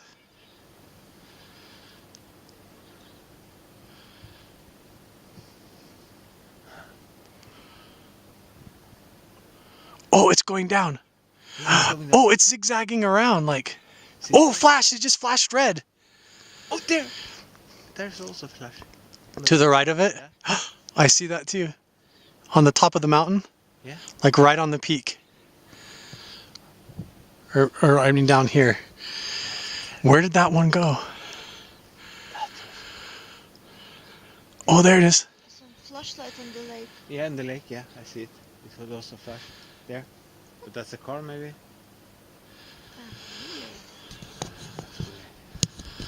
That was cool. It started clear up here and it just went boo really slow down here and then turned left. Event today. Wow. I filmed the whole thing too. I got it all. Oh my word.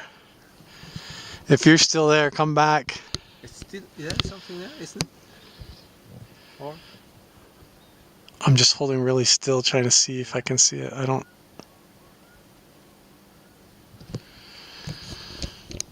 Whoa. That was weird though. That was so weird.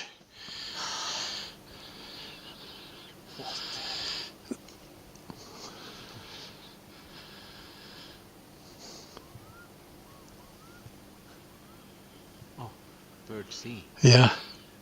Oh, see that? There's like a beam of light coming off the coastline over there. Is it? The birds. Is it a car or is it something else? Oh, no, it's lighting. That's right there. It's lighting up It looked like a flashlight for a second, but this place is weird, man. You know, I read this book about Hessdalen.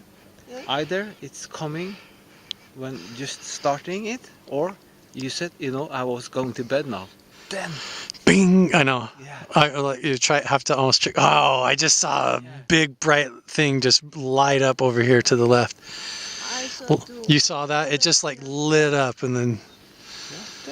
What is happening? We're in Hessdalen, man. We're seeing. Oh, there it is. It's like flickering. Maybe that was just the night vision. What the heck? I haven't seen that flashlight thing again down here though. It looked like a beam of light like went whoop across the. Yeah. Thanks. Crazy. Is there a road there? Yeah, I think it's a roller, but I'm not certain. But I think. So I thought about cars, but you know, if you could say, you have to look at the map. Wouldn't be hearing the noise of the engine? Yeah. It looked like a. Oh, that was a very big shooting star. Really? I just missed it. Another one? Oh, did you see the light? Oh yeah, I just saw it out of the corner of my eye. I didn't catch it on camera again. What is that? It just did it again, didn't it? Right there. What? It was like a beam of light came out of the ground right there. Maybe try to film that with the... I'm trying. Every time I point the camera, it stops. Okay, I'm going to keep the camera pointed and look away with my eyes.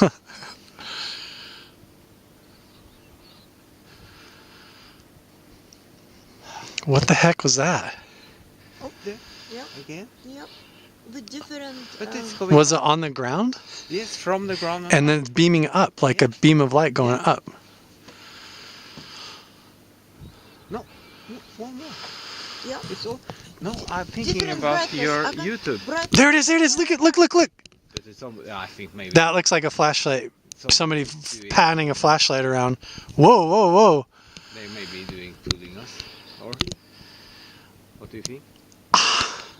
At this time of the night? The one that I saw earlier was way over here to the left. Look at him. Look at that. It does look like somebody with a flashlight going like this. But the flashlight is changing position. It's jumping around all over crazy. Jumping around in the trees like crazy. Like Magic Mesa. Yeah. What the heck, man? The magic Mesa. What the heck is going on, man? I caught it on camera that time. Oh, I mean, this is...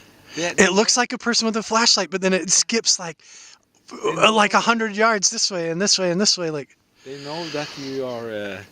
There it is. There it is. Yeah. Whoa! It like glowed and then goes whoop and jumps down to the side. What is going on? This is great. The other one is sleeping.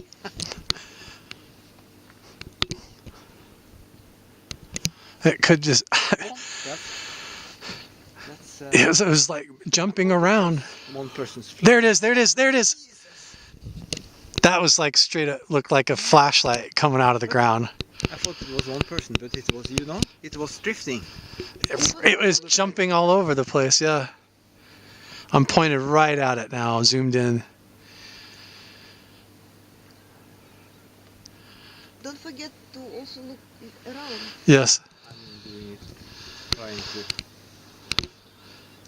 What the heck?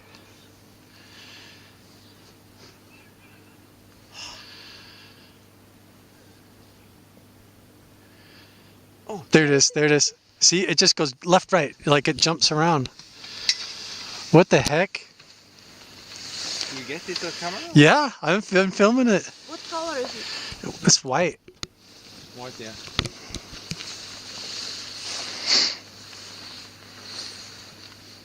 My camera has like a crazy amount of like blue pixels. Who would be running with the flashlight over there? I don't, and it's jumping around in the trees like For several kilometers, you know, all day. like something teleporting around in the trees. That's bizarro.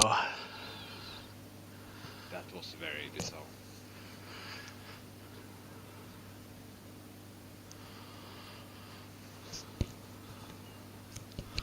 This whole day has been weird.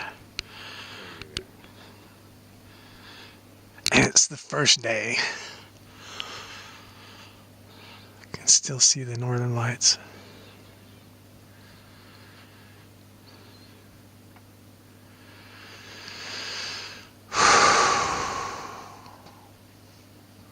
That one that came down out of the Big Dipper and really slow and lit up and then floated down and disappeared. That was weird. Oh, yeah.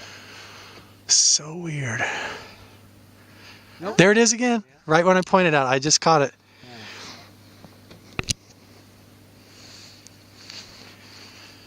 Yeah. What the hell?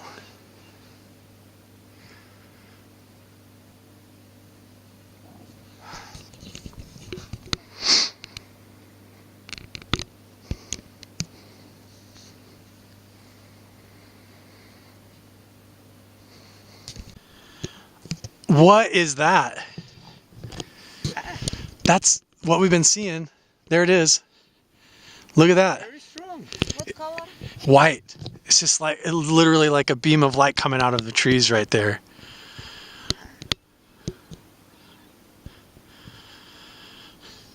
It's still glowing right there.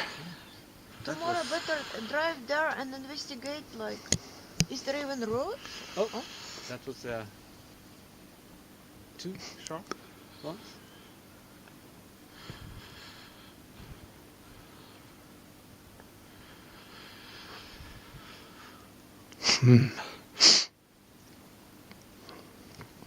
But it's not a car with the lights up. It's either someone with like a flashlight or it's something strange. Very strong, doesn't it? Yeah. Huh? Or? I don't know. The way it was moving around did not look natural to me. Though it was, and the way it's behaving, like it just came out of the ground like a beam of light. It's still glowing right there. Yeah, the whole Look at that. It's just glowing.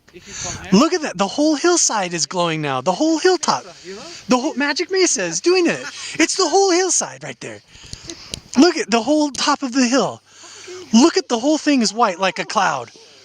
Whoa, I just saw a ball of light come out of the bottom. A ball of light just moved across the ground to the right, down in the glowing light. Do you see, is that fog on the mountain or what is that? The whole top of the mountain is like white. Yeah. Huh? See it glowing there? Yep. Whoa! You see that? See it spinning around?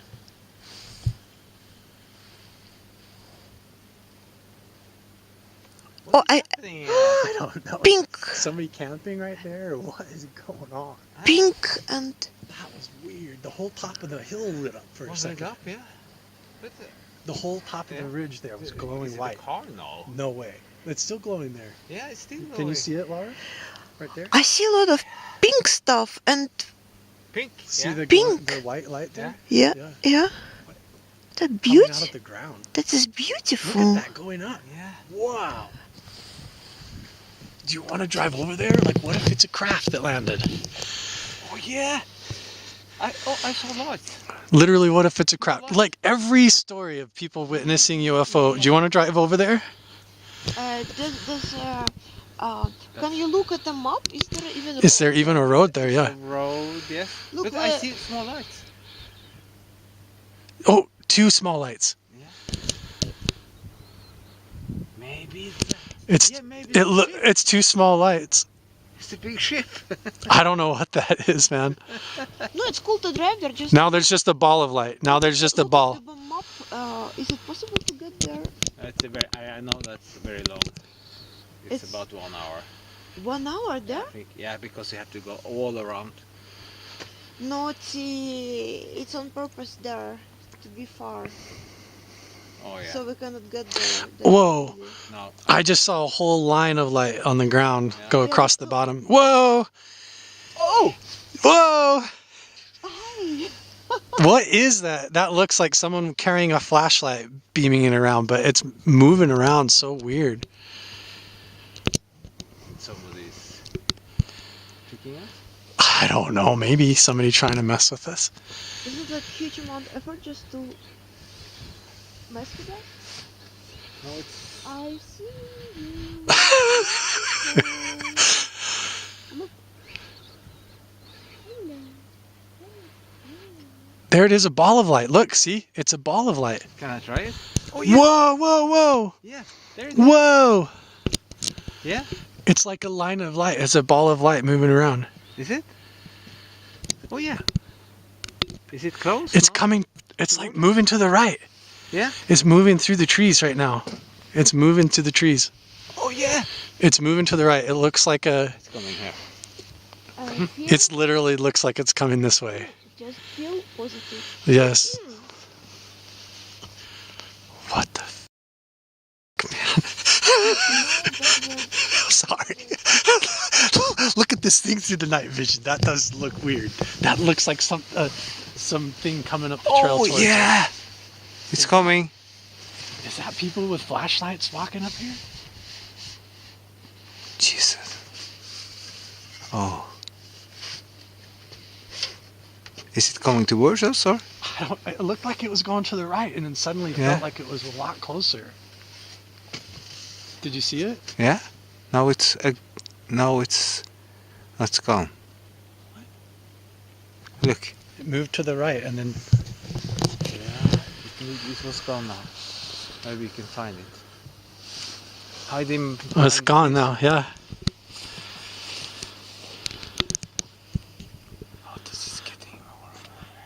It literally looked like a flashlight going like this, like, and then it's like floated along the ground like this way, like just like a bar of light.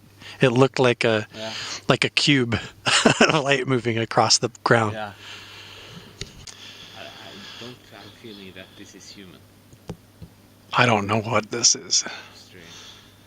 There it is.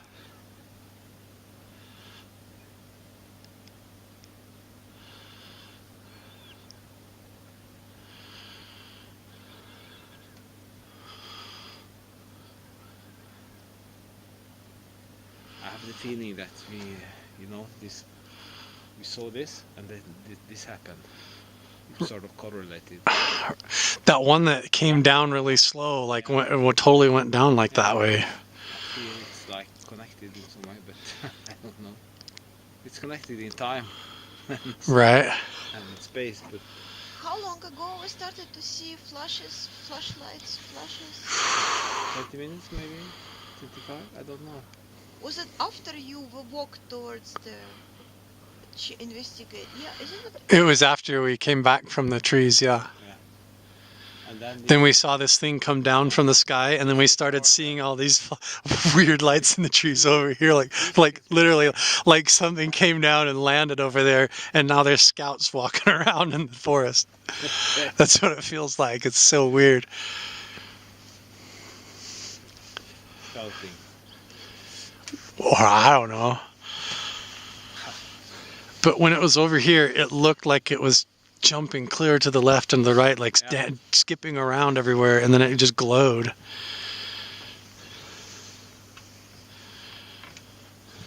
And now we're seeing like it appear over here a little bit and just not very much. Oh, you do see it?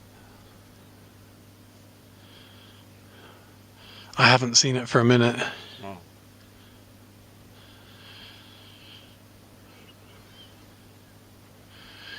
Oh, my neck is so tired from looking at it. What a crazy day though.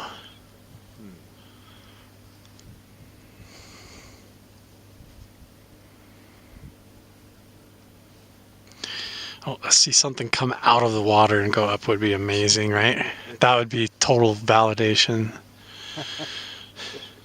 Right? If it came out of the water right in front of us and then went up. Yeah. Weird.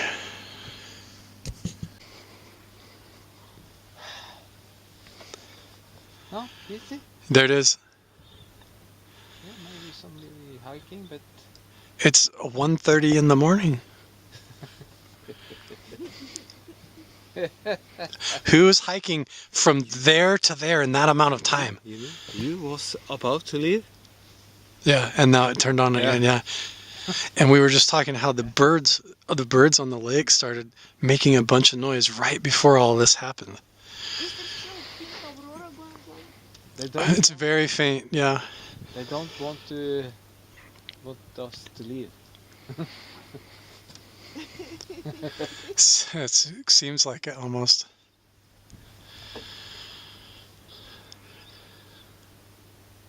But who's hiking? At 1:30. Yeah.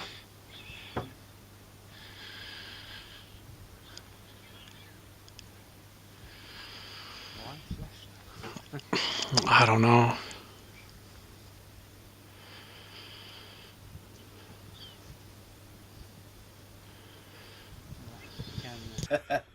What were you saying? Yeah, I was there for 3 days ago. I was driving to the end of the road. Yeah. At this mountain there. And then I just had to stop, and then I thought about your magic mesa, The light phenomena on the hillside, yeah. And then I just looked at it and I thought something coming in and out. Just You had that impression? Yeah, impression, yeah. That was this one. And that's the same mountain there, huh? That one. That one. And so what we saw on the night vision camera was all the Aurora Borealis going up and down here. It's hard to tell in the night vision. So this was the mountain peak. And so this is where it doesn't make sense now. Where we saw the lights was clear over there, and it was jumping around on the hillside over there. And then it moved off. And notice how this closer area of the land is much closer. It's like half the distance. So that flashlight effect or magic mesa lights was moving around clear over there, and then it jumped clear up to here, and we even saw it almost like we felt like it was coming towards us up here, and then all of a sudden it was up here moving up the ridge of the mountain closer. So how did it jump from way over there to this ridge, all within like Several kilometers. yeah, 6, 7.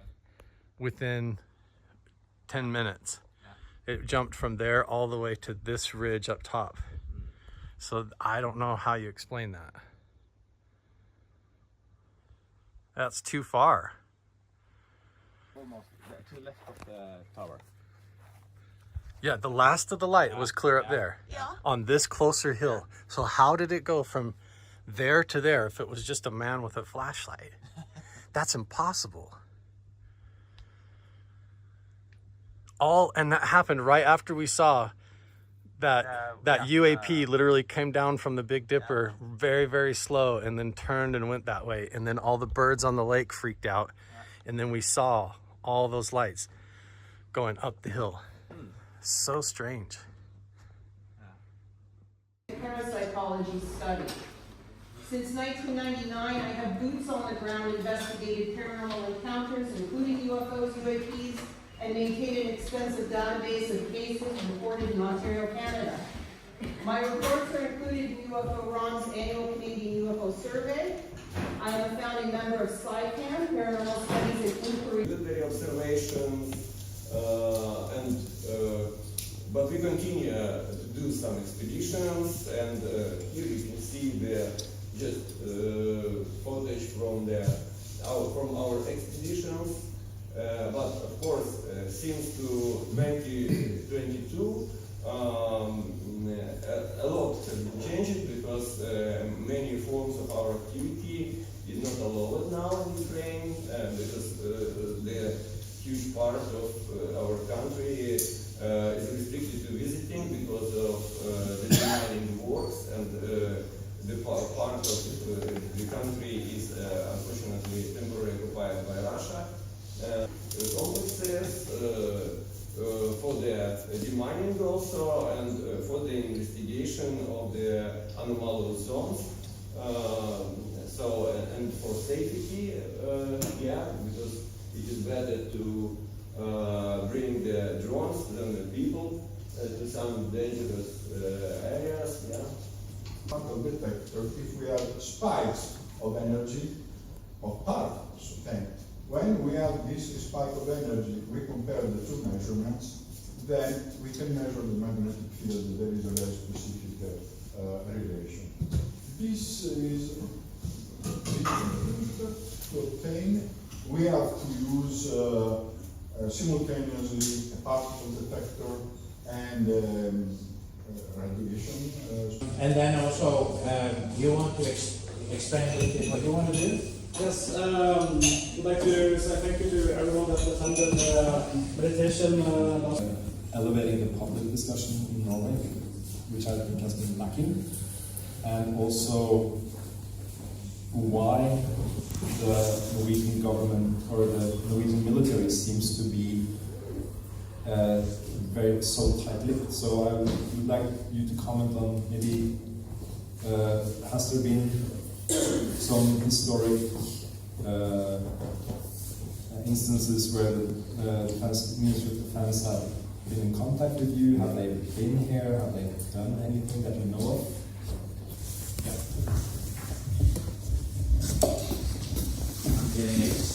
Yes, the Norwegian military was highly involved during the first two field works back in 1984 and 1985.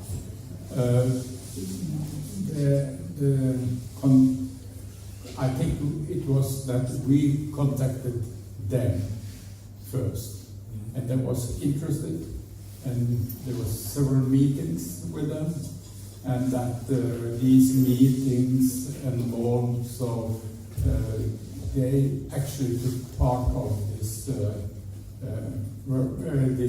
field works we had in 94 and 95. Of course, without their help, we wouldn't have got all the results we achieved, because they helped us a lot with different kinds of things. Personnel, of course, they have contact with the scientists, which we gathered and had a discussion with. So we was quite prepared for what we should do scientifically with instruments and so on. The first 2 years we was the military was highly involved, and we have to thank them a lot, of course, which I have.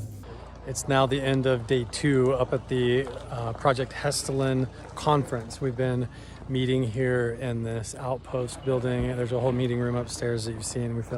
We did a whole panel, group discussion, been talking to the German media, the French press, local media, and even just meeting other scientists, other researchers, people who were building devices similar to the MUPOS and helping spread the word. And now we get to go do the fun part where everybody's piling up in their cars and deciding whether we're going to go to Camp 1 or Camp 2, and we have 2 different spots that we're going in. Like Camp 2 is where we're going to be doing the contact protocol meditations and everything, so it's going to be really exciting.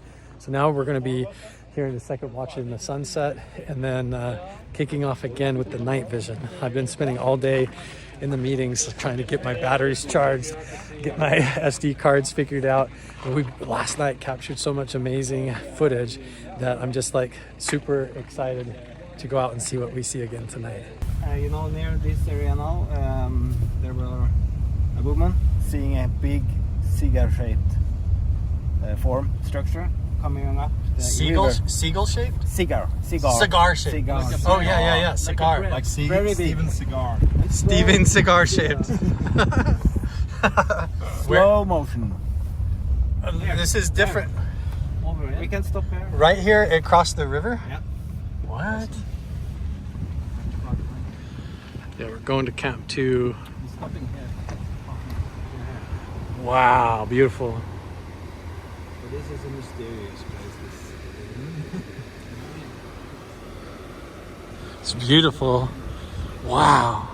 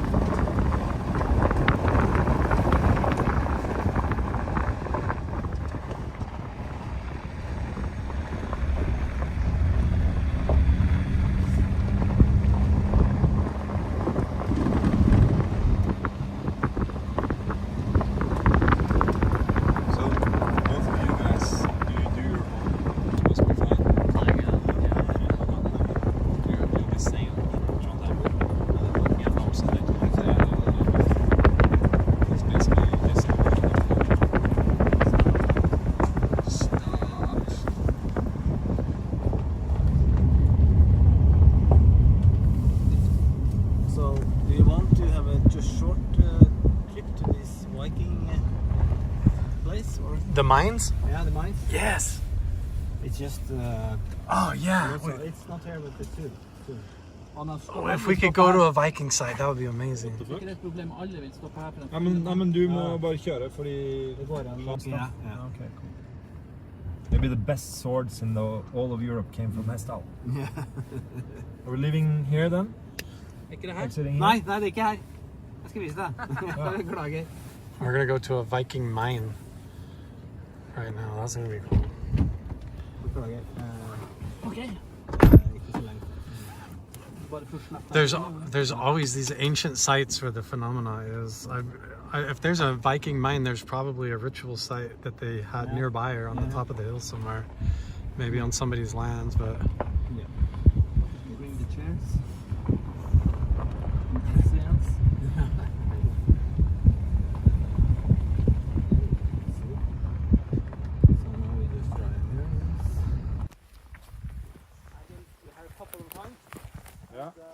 Is it like a mine that we have to enter? No, it's something in the ground, I think, and then it's lots of rest material. Okay, cool. I think so. Let's go quite far. Okay. But we just follow the tracks, I think. Okay. Do that before it gets dark. Yeah. I have a headlamp. Yep. I have a couple of flashlights and headlamps in my night vision. So this is from 300 before Christ to 600 after. 300 so BC 900 years of wow. extraction, Yeah. supposedly. Wow. So there definitely would be. And here's the method. There's some That's how they pictures. did it. Yeah. But they've never been able to replicate and do it. Wow. Yeah. That's interesting. How old is the site? Said 300 BC to 600 AD. Yeah. Like 900 years. Like we see on primitive. There's some channels on YouTube that do primitive technology. Yeah. And they do the same kind of extraction method. Wow. They try to do the same thing. Yeah. Shout out to some YouTube channels. Yeah.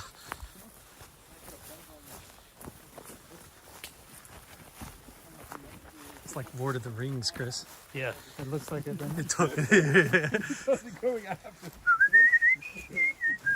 It totally feels like Chris Lord the of the Hobbit. Yeah. Frodo and Sam. Here we go, the fellowship. On the Tundra. Yes. My boat! Who's Gandalf then? Who's Gandalf? I'll be Gandalf, I don't care. Erling's Gandalf, yeah. Erling's Gandalf. I'm like Boromir dies fighting the orcs.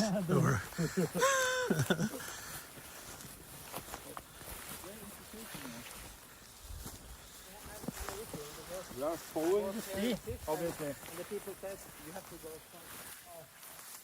Yeah. Quite far. It's a question of definition.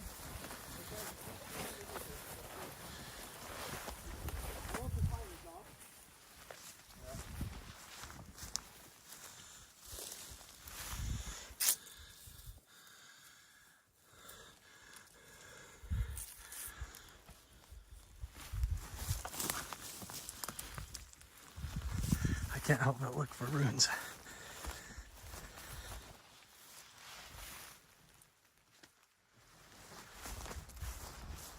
I better catch up.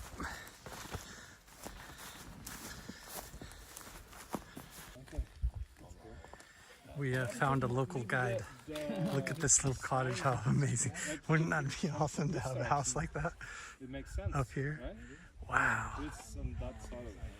That is so cool. Yeah, we came back down out of the forest on the road and we were basically going the wrong way that whole time. So we got a local guy going in to get our his jacket and he's gonna come and show us. There we go. Yeah, that's cool though. What a neat little place. We have like a local guy, that's so cool. It's happened a couple times. We've expanded our fellowship now.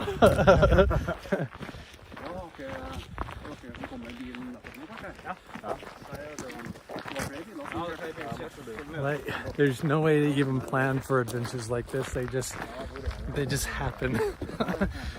Spontaneously, one person's like, I think there's Viking mines up here. We start hiking around looking. This guy comes out of his house, says hello. Next thing you know, we're all on a big side quest. It does look like a cart path almost.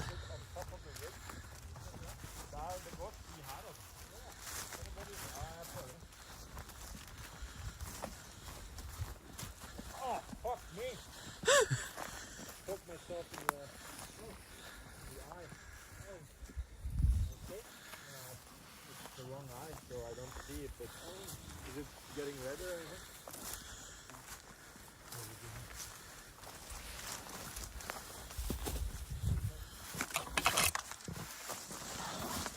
I don't understand the placement of this. Is it on top of the brick?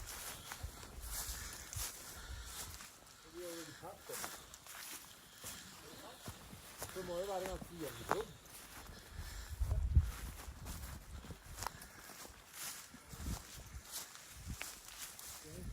Great spot to put a mine.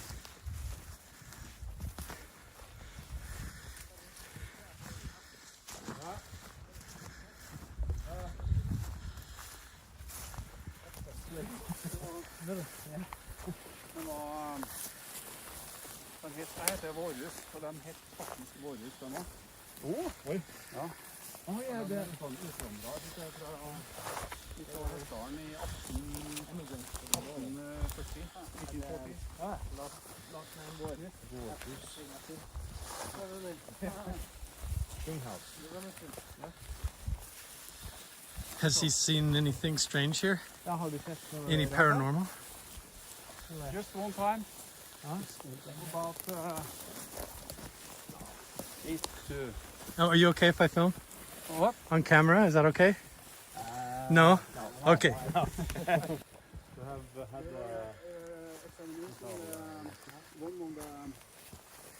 I gotta get my headlamp out now.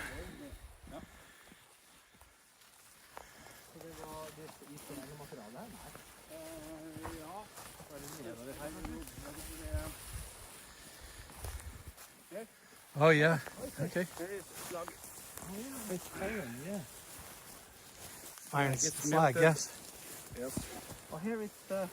Here's the. Oh yeah. Wow. Yes. Look here. So that's it, iron slag. Wow. Typical. There was ovn to the Roman Empire. The Roman Empire, yeah. Through the Roman Empire time. Wow. Yeah. Is there any carvings or rune stones or ritual sites anywhere? Religious sites? I don't know. Around here? No. Interesting. Har du noen flashlight her? Just all these indentations in the ground. This is actual iron slag from the Viking mines. And they're saying that they mined so much iron from this location from 300 BC to 600 AD that they must have been exporting it all the way to Rome. So the theory is that this could be iron ore that was actually used to make the nails that crucified Jesus. Could have been, because there was so much produced here, right at this mine site. That just boggles my mind. It's so cool.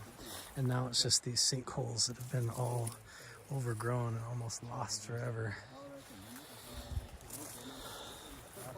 But there's reports that when people come here, they get really dizzy and have weird issues. And the gentleman that just brought us out here as a guide told us that he's even seen an orb moving down the mountain.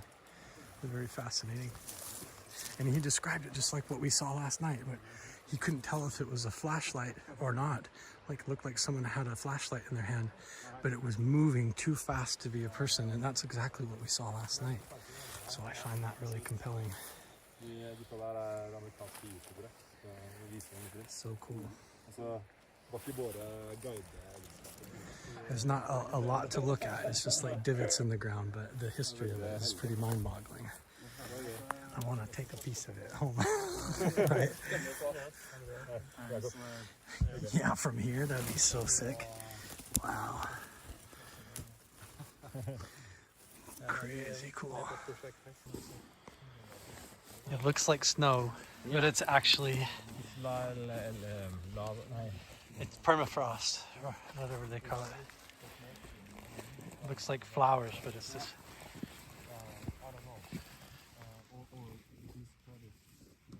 And walking on it feels like a big sponge. This is so cool.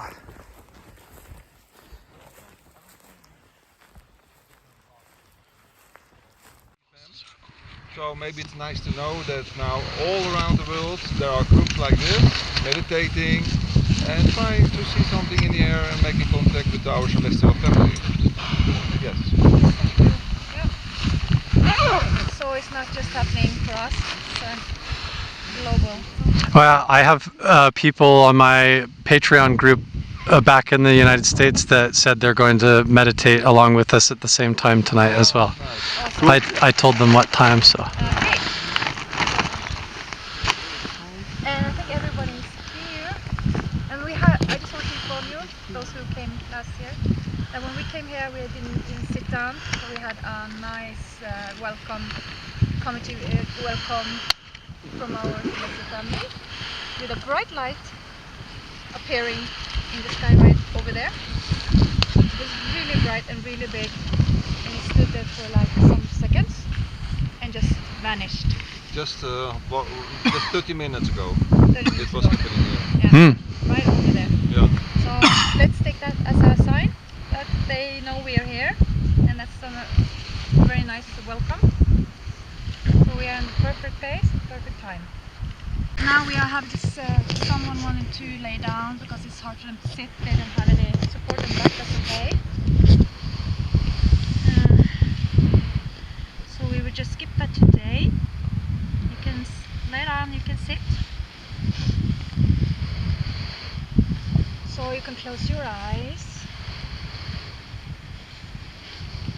And start taking some deep breaths. Just to center yourself and to let your fleeting thoughts slowly leave your mind on exhaling. So take some deep breaths and relax and center yourself, breathing out.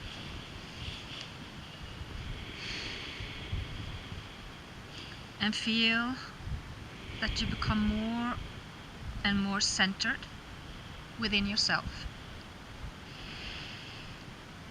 In this very moment, right here, right now, and that your thoughts begin to cease.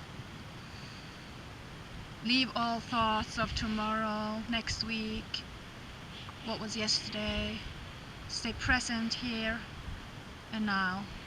There's nothing else you are supposed to do or think of.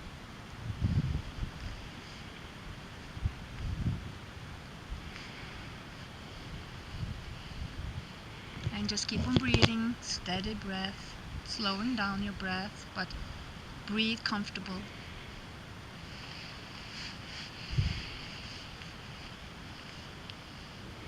Now visualize a beautiful ultraviolet light beaming from the universe, entering the top of your head and filling up your upper body and down to your heart center. Imagine this as vividly as you can.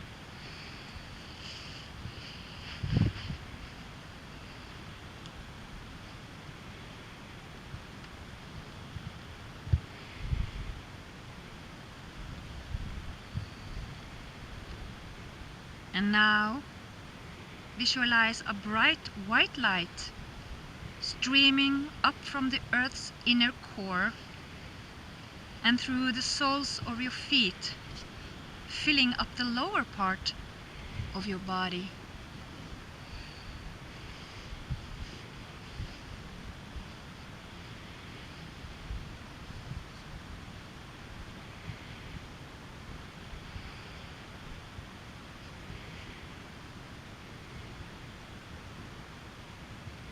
And now visualize the ultraviolet and the bright white light mixing together in your heart and throughout the rest of your entire body.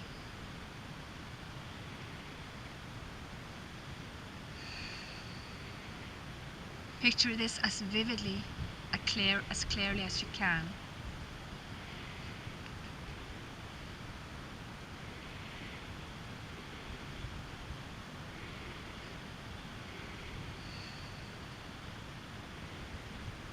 Let this light expand around your body and further throughout the space where you are located, and to all of those who are here with you right now in this circle.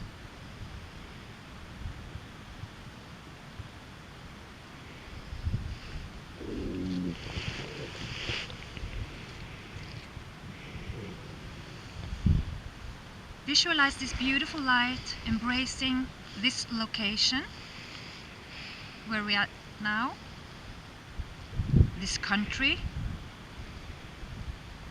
the entire earth, and everything that exists upon it. And know in your heart that everything that is enveloped by this light is uplifted, harmonized, and healed.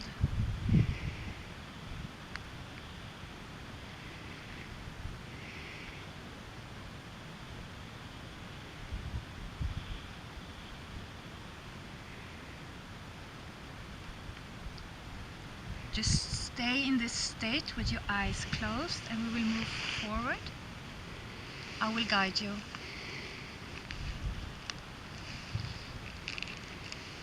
We will do what I call, or we call, an ET contact prayer.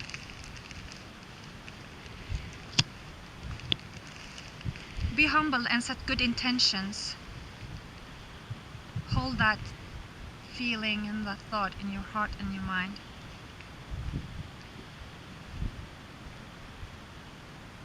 And we want to state that we only allow goodness, truth, transparency, love, and light to come to and through us, because we live our lives according to the Great Spirit, the creation of all that is, of divine love and light.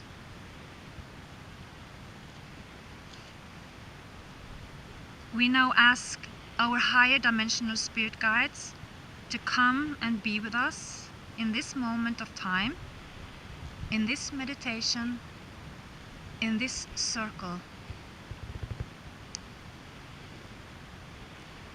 Please show us what it is that we need to see and what it is that we need to learn.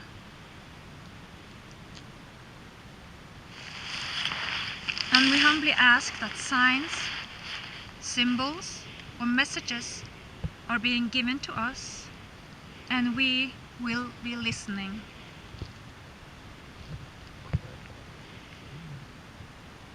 And we ask this from our hearts and our souls, that it will be exactly so.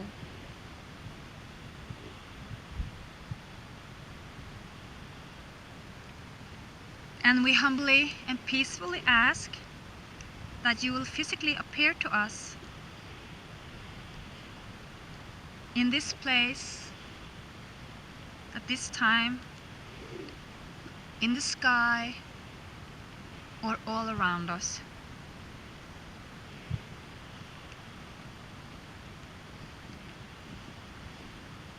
Please stay in this prayer moment, keep your eyes closed, and we will move forward.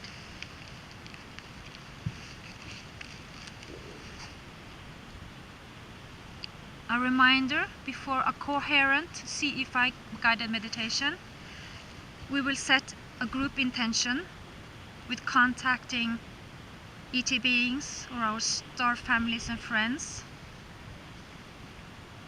to ask ourselves what is the reason for the contact. We need to be clear. So let's together set an intention about the expansion of our consciousness for the greater good of all.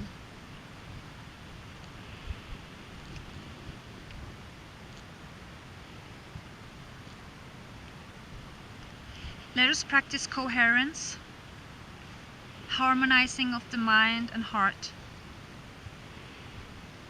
and a self-induced, elevated, heartfelt emotion. The more elevated the emotion, the higher the frequency, the clearer our intention and the purpose for contact it is.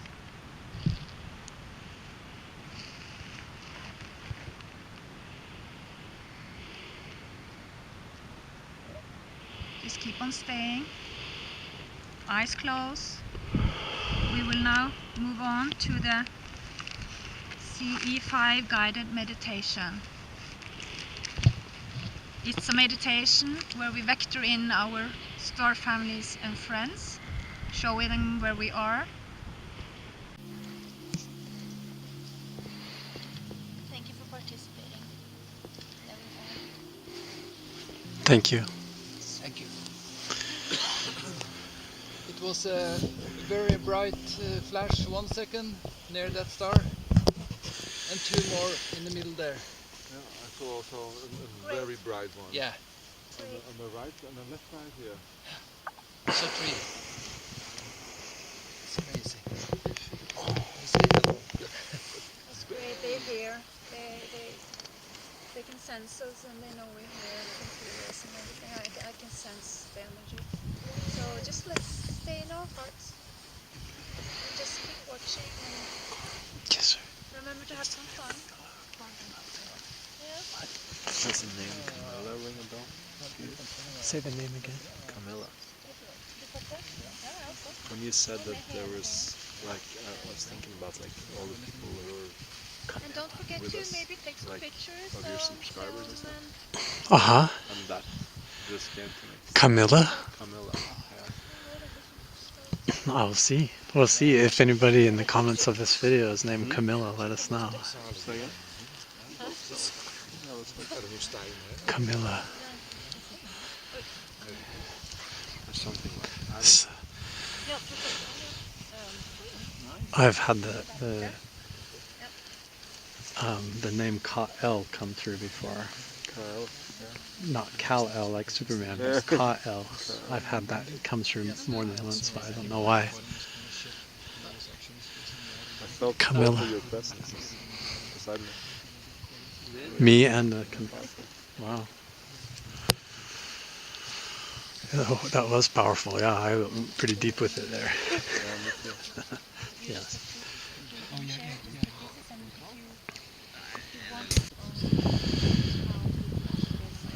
That's moving very slow. Look at that. Look.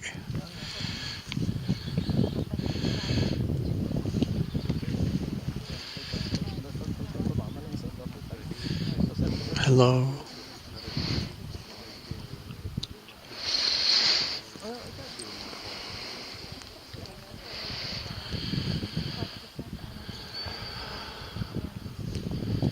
When we arrive, we have flashes over there. Down here? Mm. You just sit down. They say welcome. Nice.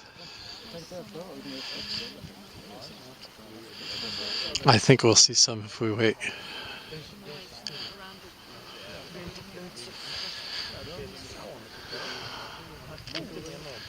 It's such good weather, it's so clear. We've been so lucky, right? Yeah. So beautiful. Wow.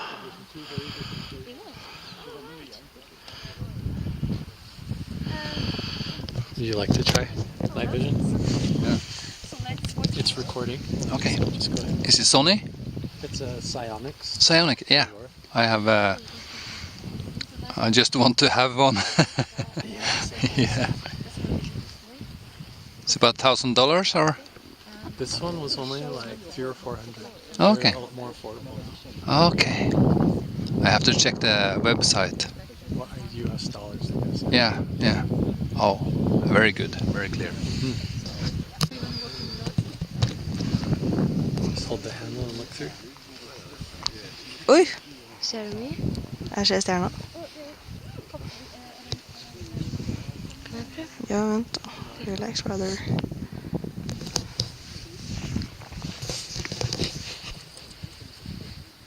Den blir sånn varm.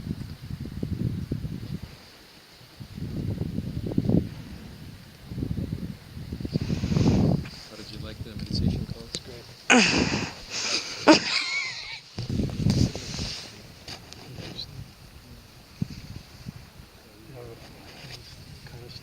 Det der ser ut som noe annet. Det ser ut som at det kommer et lys ifra den nedover.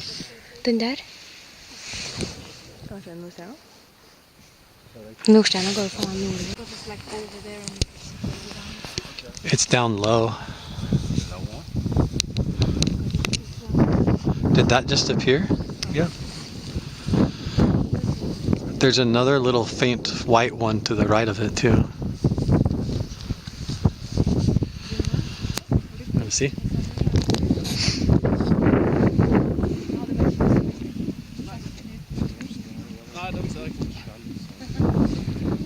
Can you see it? Yeah. But it seems to be like as stationary as a planet would be. It's two lights. Yeah. Here, look through this. It looks like 3 now. 3 lights now? Yeah. If you like. Oh. But none of them are moving. Can you do that again?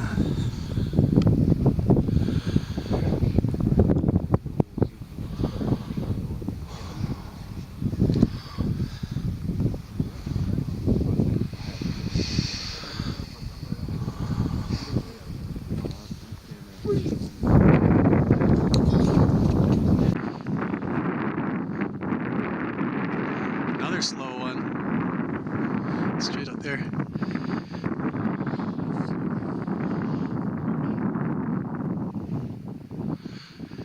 Isn't that a satellite? It looks like one.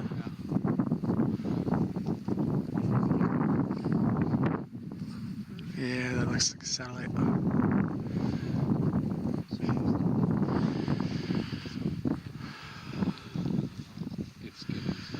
Yes, it is. Yeah. Be recording.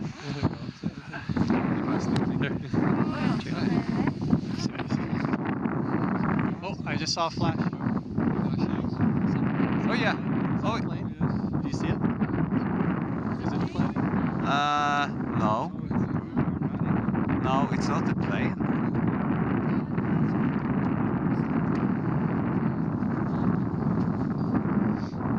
I see it flashing.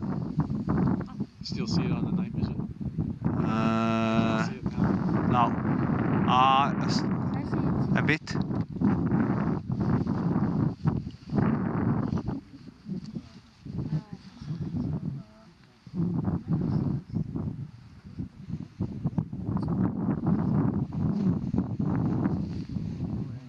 Have you ever seen a UFO? No, I don't think so.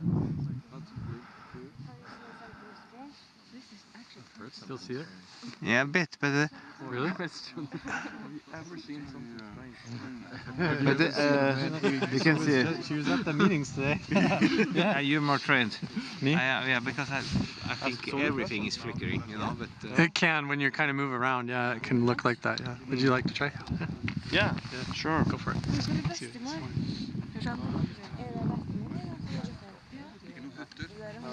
Look that way. What? This way. They just laser pointed something over there. It's a cluster or something? I see the laser. I saw the Is that laser. just a group of stars?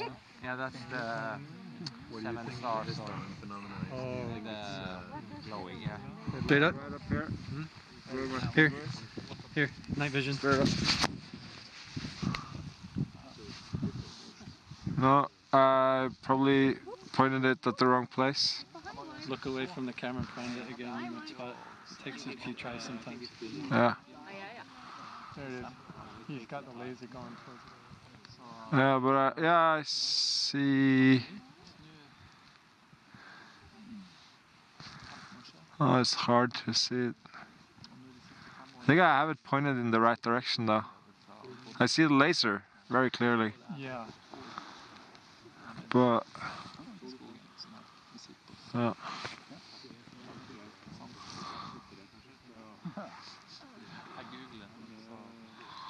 was fucking amazing to look at the stars through this. Yes. It's amazing. Should have seen the Aurora. Because you see, does it see in the IR spectrum as well? Full color. But is full color HD. and it sees in the IR spectrum? Yes. Oh, there was something. Hey there. Catch a flash. There are different stars flashing a bit. But it might be atmospheric. I'm not sure of how. Tell sometimes. Yeah.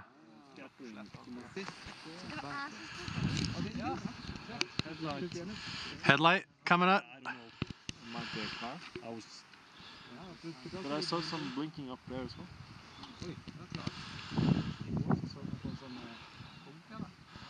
That's bright. Might just be a star rotating up. Jupiter. Is it Jupiter? Jupiter is coming up over that horizon. So this is Jupiter. Another, you know how many times Jupiter has been misinterpreted for? Yeah. Add one more. There we did it again. Add one more to the.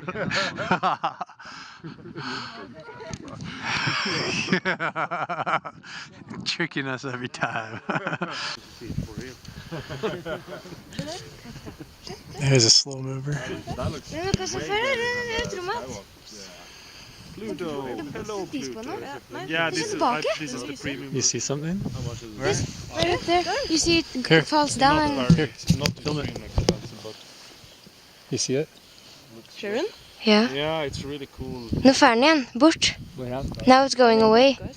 You see it? Sure.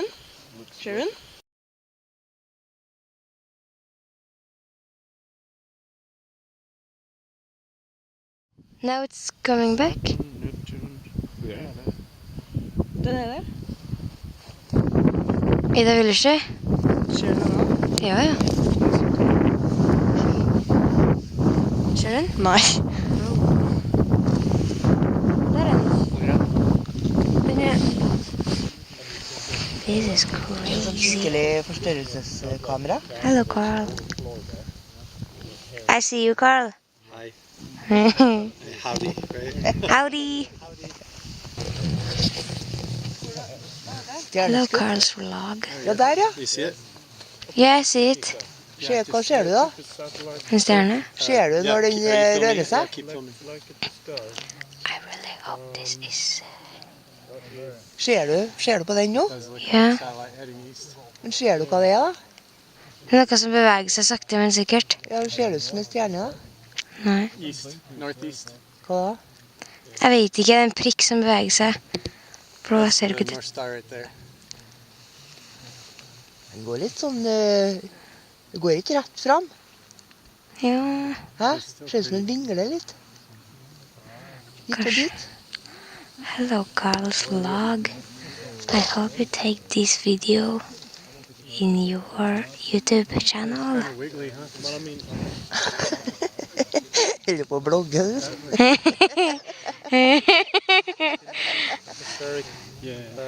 This is super cool. Så den fer jo litt sånn frem og tilbake, ser du det? Nei. Den går ikke rett frem. That moves weird, man. It's wiggling, huh? Yeah. It could be atmosphere, but look, the sky is so clear, but still. Den kjører sikksakk. Ser du den? Oh, no, Gordon, Den ser litt lenger ned. It's going east. I just saw a flash below. What does below mean? Down lower to the ground. Okay. It's going east. I just saw a flash below.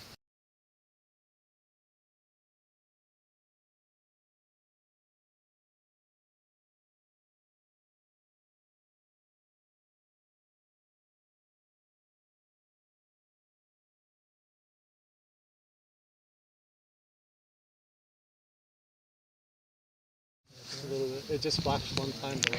It is a person there, so I don't see.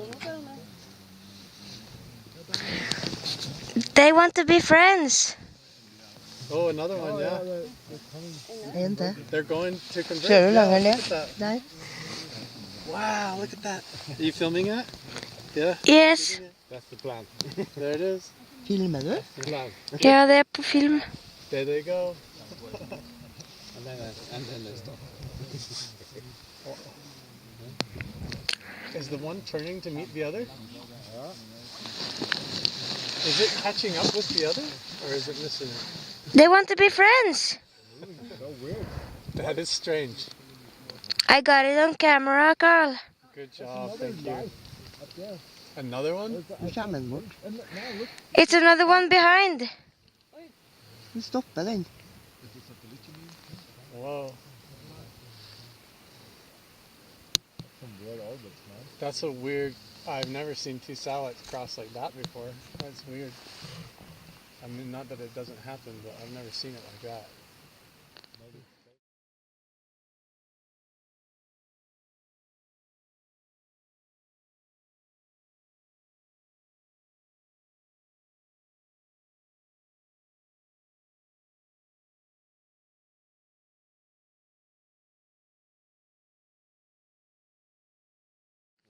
Hello, Den Carl. bare kom bort, gjorde den det? Nei, det er en som er rett der. Ding, ding, ding. Hello, Carl. It's weird to see. It might have been that we were looking at them at the same time, but it seemed like they were curving. The one did seem like it curved towards the other. No, it's going through the... They are curving. All of these satellites have Oh, yeah. Their lights. We have a bunch of starlings up now. Yeah. And they're all curved orbits. Yeah. So From the ground, you see it as curving. Yeah. So it won't travel in a straight line. Something's blinking. No, I mean, if you... Well, it will be approximately... but it depends on the altitude. Of the... Sorry for not filming so good, but this is the best I can do. Phenomenal. I don't understand what that means. Phenomenal. Phenomenal. Million satellites.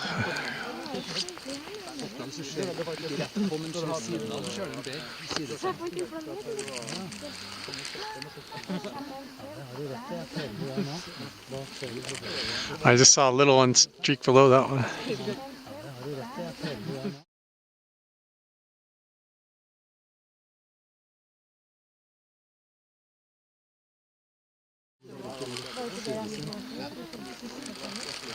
And what a cool group of friends and people to meet up here though. Everybody's enjoying it. I've just been passing the night vision around.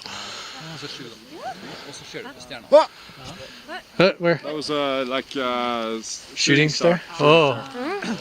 That was super cool. Straight down. Another mover. Don't make that kind of noise It is cool to see though, right? That was so fast.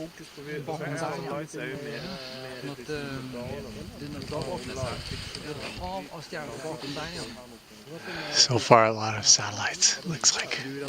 Whoa! Shoot! I caught that on camera. I got it. Whoa! Another one right behind it.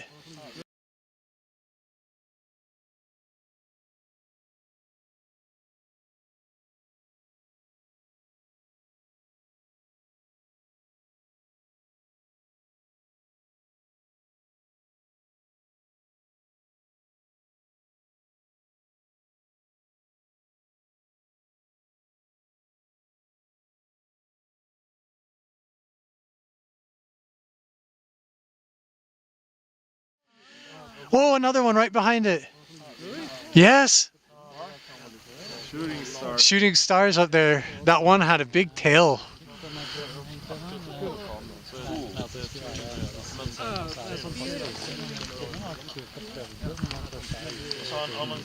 Do that again. That's a good one. It looks so cool on the night vision. It looks like it has a big long white tail off the back.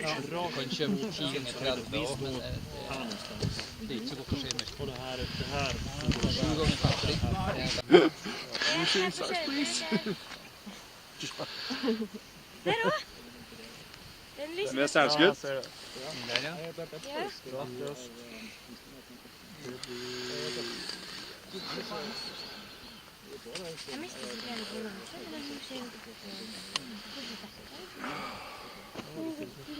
Tonight's gonna be a good night. Hallo. Hallo. Hallo. Hallo. Hva var det? Han som kjøpte Red Bull til dere. Det var det, altså. Det var du var redd etter. Ja, hei. Det heter du? Jeg heter Jakob. Ja, hei, er du fra Oslo? Ja. Hva heter dere? Ida. Elvira. Elvira og Ida. Jeg er fra Trondheim. Hvor i Trondheim da? Should we try and sing to Jeg them bor i again? Gjerdet. Yesterday. Ja. Er det sjukt av deg? Ja, akkurat vært i Trondheim. Hvor i Trondheim var du da? Jeg var og besøkte Aurora. Aurora? There's Borealis coming up. Yeah. See, look at the Aurora. You see it? Yeah. Yeah. See it? Yeah, I see. Yeah. They have the northern lights coming. Aurora Borealis, har du ikke hørt om det før? Vil du se? Ikke med i timene. Man ser en tydelig. Look right above where Jupiter is. Hvor da? See the red? Oi, der! Kan du bytte litt sammen? Jeg vil bare stå en plass. Se her, Elvira. Aurora Borealis? Det er rosa. No way. Hello. Cars vlog. Ja. Det var stjerneskudd. Hæ? Det var andre veien da, men det var stjerneskudd. This is Ida. Hello. This is man from Sweden. What? That is Carl. Huh? Sorry, no man from Sweden. I don't know your name. Magnus. Magnus? Yes. Vær så god, Carl. That is Carl. That is But Carl. Carl is a very Swedish That is Carl. Norwegian, actually. Andresen, my great grandparents came from Oslo to America. And then they end up working in the mines in Utah. The great på engelska då. Det är så kul. Yeah. What? Carl what? Magnus means the great. Carl means farmer, doesn't it? You know, Magnus was originally not a first name. See the northern lights? Here, look. Here, hold it. Just hold the handle. Okay. There you go. Just look through, like on the horizon. You'll see the northern. Look up. Look, Jupiter. Just put it right up to your eye and look at the hillside there. See the red lines going up? Yeah. It's not very clear, but a little bit, yeah. I can see like a haze of the aurora going again tonight, but you can the most vivid over here to the right there. Look at that. Later, the northern lights. Yeah, you see it. It's like a line going. Look through the night vision, man. It's recording too. Cool. Look right on the edge of the hill there. Oh, cool. See it? Yeah, pink. Vivid. Cool. Doesn't it look like a crystal castle? It does. Like a prism. Like the Bifrost the Vikings talked about, the Rainbow Bridge. That went to Valhalla, which was their heaven. Is that where they got the idea? That's it, yeah, probably. And then it's also like the fire dragon, you know, it looks like when it comes down on the ground, it looks like a big fireworm. The fireworm. Fireworm. Yeah. Hammerfist.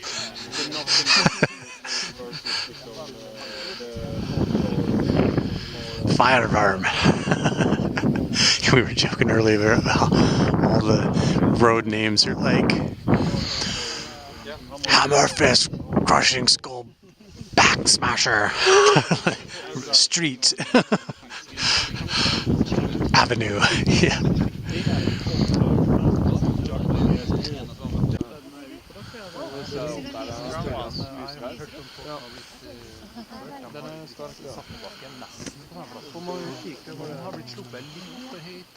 Det må jo være litt der, og den beveger seg. Nej, men alltså du ser, det är liksom tusentals satelliter i vy nu och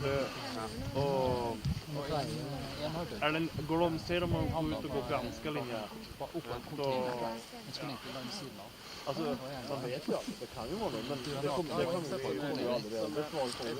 Nej, för då måste du köra det du må egentligen sätta upp. That is barely moving. That is really weird. It's very slow. It is barely moving at all. Yeah, it is.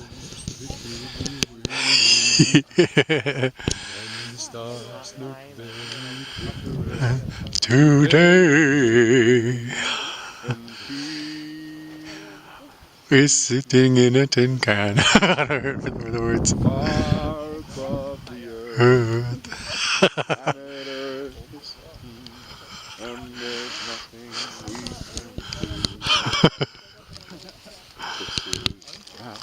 Troll to Major Tom. Interesting. That event happened on the day you were born? Yeah, and she had that picture when Massimo's wife held the presentation. She had the picture up open the whole time. Wow, that's very cool. They're going opposite ways.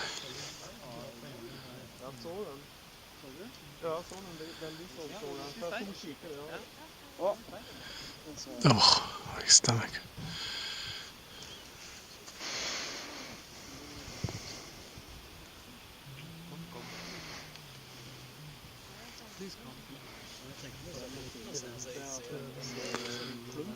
Oh, there it is, right by the Big Dipper.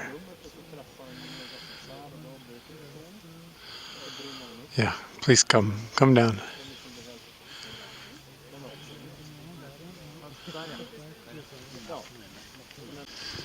Oh, just a lot of these satellite-looking things tonight.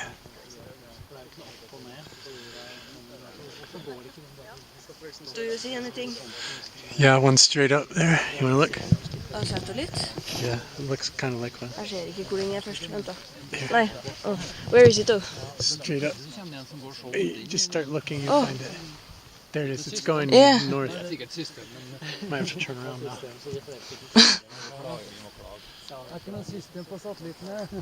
There's straight up. Yeah. Ah, jeg skjønte det. It's going that way to the east.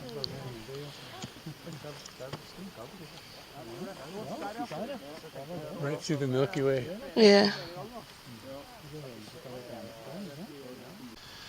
I've got it. See it pulsating though? It's like turning on and off. Look, see? Oh, blink. I got it. Oh, now it's dim and bright.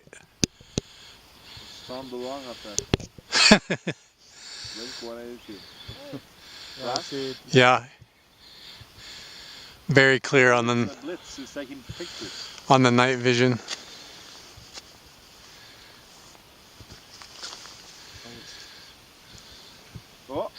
It's like pulsating.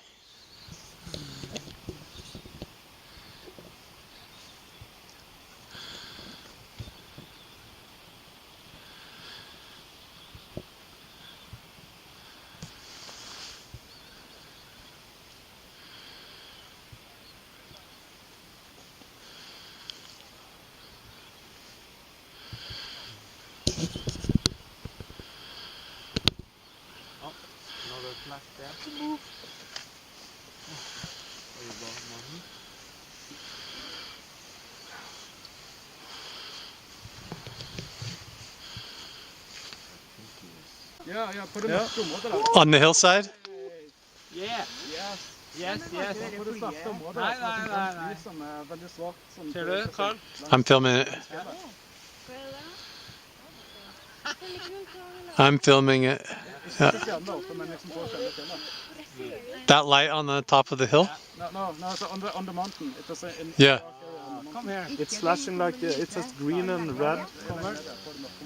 Suspicious airplane. It's not an airplane. It's solid on the night vision. It's just a solid light. It's not blinking on this camera. Okay, but so It's a playful movements. It is flickering around a lot. I don't see it anymore. Oh, it's still there. Still there. It's like pulsating. Det veldig svart. Yeah. Ja, jeg ser jo det der som blinker oppi der. Ja. Nei, men var ikke noe som en million da? På svarte feltet. Det er det svarte feltet akkurat i bruddlinja. Det er jo bare atmosfære. Gone. Nei, det beveger seg. It's gone. I see it. Still, it just drops. Now it disappeared. So it was obviously quicker than a star rotating out of view. That was too fast to be a star. I saw clearly green and Yeah. red in that. So yeah, that was cool. Huh. And you know what? If this is not a celestial object, it would be over maybe Hessdalen, the deserted plain. On the camera, it was like 4 times bigger than the other stars around it. Yeah, this was much bigger. Not a star. It's not a star. No. Cool. Yeah, that was a good one. So far. Yeah, I got it too. That was a good one. Jupiter, because it's still there to the right. So. Yeah, it was bigger than Jupiter. Yeah, it was bigger, and it had a different color. Well, it has a different look. It was bigger. It was bigger than Jupiter, so definitely not a star. The thing that was on the horizon and Wow. but I don't think. The reason I initially thought it was a slide because I saw a red and a green light. I Yeah. thought side by side, and that would be very suspicious for an aircraft. But then it didn't really look like. But it didn't really move. Right? No, it just sat there and then dropped. Yeah. Ser du? Yeah, but not fast, it like slowly went out. Ja, vad det finns ingen, vad ska det vara? That's a plane? That's a plane, Yeah. That's On the camera, it's very steady. So strong. So strong. And you remember you're getting, maybe your eyes getting tired, you have vibrations in the eyes. There's a lot of things that happen. Yeah, I think this is a satellite, but it's just very slow. Yeah.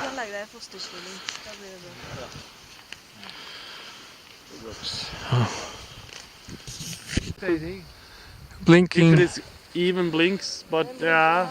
That could be a rotating satellite, but it is pulsating, like blinking, blink, blink. Blink, blink. Is it the mover? Yeah, it's moving right through that cluster of 4 stars. Yeah, I saw the blink.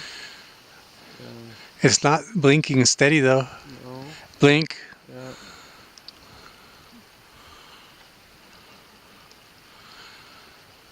Huh. It is. Oh, there is a flash. Yeah, it could just be catching the sun. Yeah. There's all this spy shit going. There's so much in the air, it's crazy. Just try to sort it all out. Who will clean up the, you know? No one.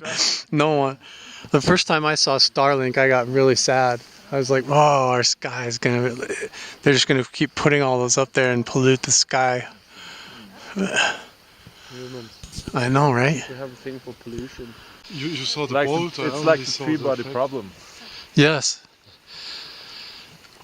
And we all just saw the whole horizon just flash like a pulse, like of light come out of the ground, like lightning with no clouds. But did you see a bolt? I didn't. All I just saw was just like the whole sky lit up like a pulse.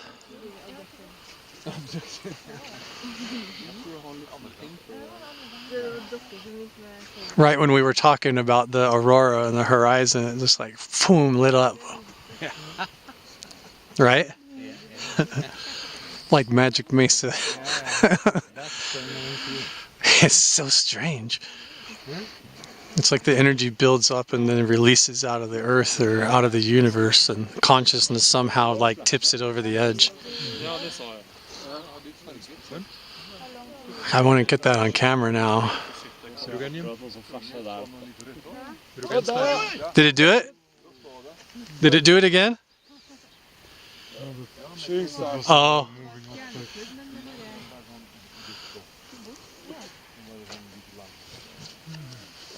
Do you see anything? Well, yeah, a few things. I just saw the whole sky like light up. Did you see that? Yeah. Blink. Here. What are you looking at? I'm just looking around, trying to hopefully catch it when it happens. A lot of times you just have to start filming and wait and look around, and then you catch things. Oh, it did it! Did you get it? It just flashed again. I didn't saw it on camera. I swear I just saw it again.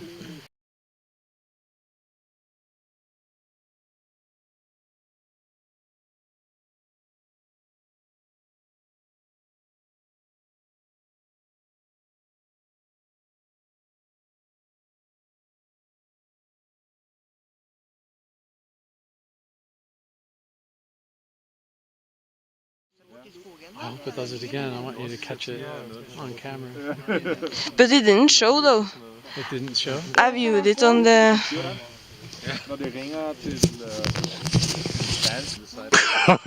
Gosh.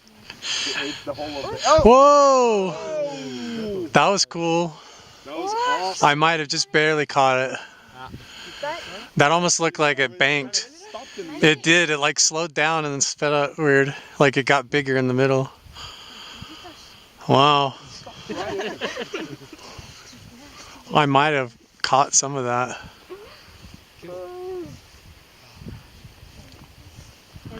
Hej, Ida. Vet du vad han heter? Vad du heter? Eller vi är? Det är Magnus. Det är han svensken. Svensk? Mysterious shadowy figure. Shadow person. Speaking Swedish. Oh, no, it was nothing. I thought I saw something, but it was nothing. Come on, I really want to get the flash here. Light on the hill. Går det bra med deg? Har det kaldt? Har det kaldt på føttene? Er du kaldt på føttene? Jeg er kaldt på føttene. Du ska ha såna instant, vad heter det? Ja, sån där, ja. Påsar som du kan knacka så det shit ibland. No. I just did it again. Me too. I keep missing it with the camera. I was meditating. Do it, meditate again. Meditate again, yeah. Hæ? Det har du ikke noen naturlig forklaring på. Nej. Project your consciousness through the mountain and set it off again. Somehow get the urge to walk up the mountain and look over there. Go see what's over there. I know, right? Har du sett det før? It's like a boom, like a pop of light go off. Like you did in the Magic. Yes. Yeah. Ja, det går fint, og det er en bålpass. Da fikk du en her. Hva med det?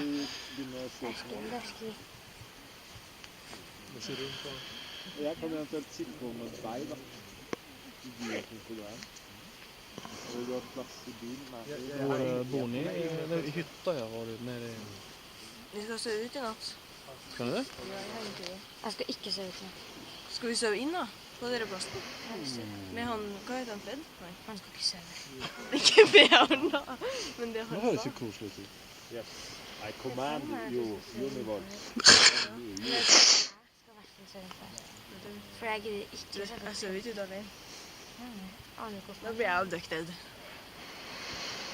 Skulle sova ute, jag hade ganska gott att sova in i värmen. This is not a strange Alltså sound fram for till you det. guys listening on the radio. Oh, there's someone coming up the road.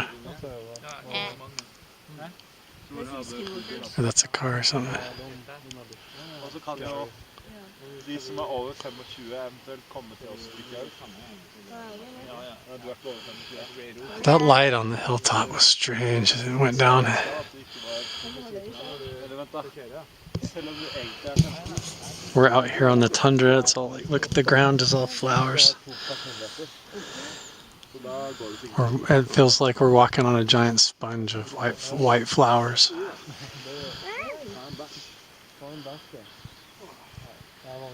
I'm just so committed to catching this flash of light. I don't want to stop recording. Is that a laser pointer? Oh, yeah, okay. That weirded me out for a second. I was like, what is that?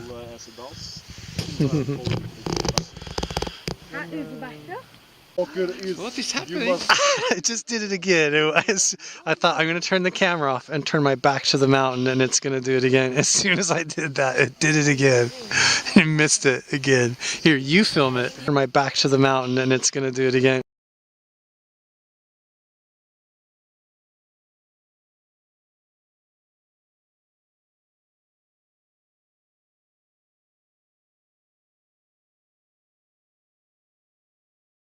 I just did it again. I thought I'm going to turn the camera off and turn my back to the mountain and it's going to do it again. As soon as I did that, it did it again. I missed it again. Here, you film it. You hold the camera. I'm going to act like I don't care again and turn around. Like I want to see the flash, but I can't get it on camera. Literally every time we give up and turn around, it does it. Hörru, oxemannen, absolut. Stämmer.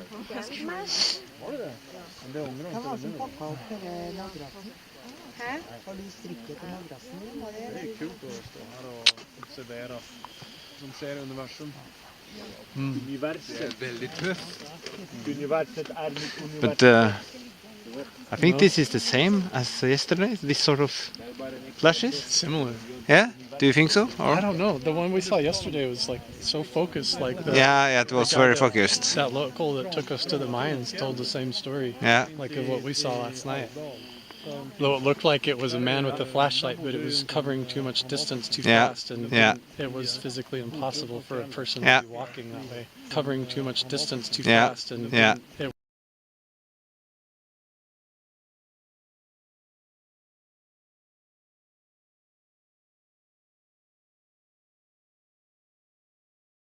Like so focused, like Yeah, it was very focused. That local that took us to the mines told the same story. Yeah. Like of what we saw last night. Though it looked like it was a man with a flashlight, but it was covering too much distance too fast. And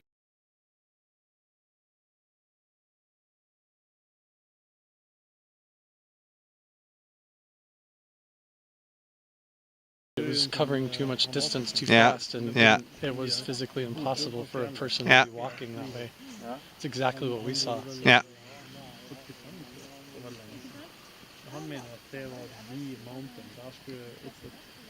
So what did you see yesterday? I wasn't We there. saw a ball of light come down out of the Big Dipper, and then it turned west and came down, and then all the birds on the lake started making noise and flapping their wings around. And then down on the ground in the trees, we saw what looked like someone with a bright flashlight turn on, and it was like moving back and forth, like scanning the mountain, the flashlight, but then it would jump like a half a kilometer here and then over there and move all over the mountain, like back and forth, like in impossible ways. And then all of a sudden it changed into like a rectangle of light and it looked like it was floating through the trees horizontally. And then all of a sudden it was way closer to us, across the lake on a different part of the mountain, panning and scanning around again, and then it went up the ridge. Bye. Bye. Bye. See you tomorrow. Howdy.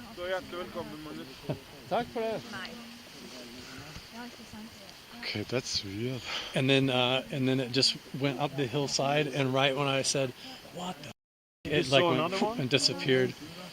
And Lara was like, "Watch your language. You scared it away with your vulgarities." She said, "It left because you said a vulgar word." But this was on the other camp, right? Yeah, we filmed this off the back porch of the cabin that we're staying at. It was very weird. It covered way too much ground to be a person walking. It was impossible. You saw that thing that dropped down below. That ball we saw over there was very weird. I think because that, I mean, I had the binoculars, so I looked at it, and it was like morphing a little bit, but that might be just atmospheric stuff. But it really didn't look like, definitely not a star, because the movement, when it dropped, it was so fast for the. And you've been the one debunking everything tonight. Pulling up satellites. Oh, that's Starlink. That's Starlink. That could be. That one was weird though. But you know, you have to be selective. You have to be. Yes. Pick your fights. Yes, I agree. And this one did not look like a star. It did not look like an airplane, and it was nothing on flying radar. And it bigger than Jupiter. Bigger than Jupiter. It was quite bright, and it looked like stationary, and then dropped. Yes. That's a non-linear behavior. Yeah. And that's really all the celestial stuff goes away. And then Chris saw it as well, and that's great. It's confirmation that could make, in theory, a spaceship or a craft move in theory infinitely fast, but with no time dilatation. I mean, you could no Doppler effect. Yeah, you could come back, and it was not like it all the time has passed.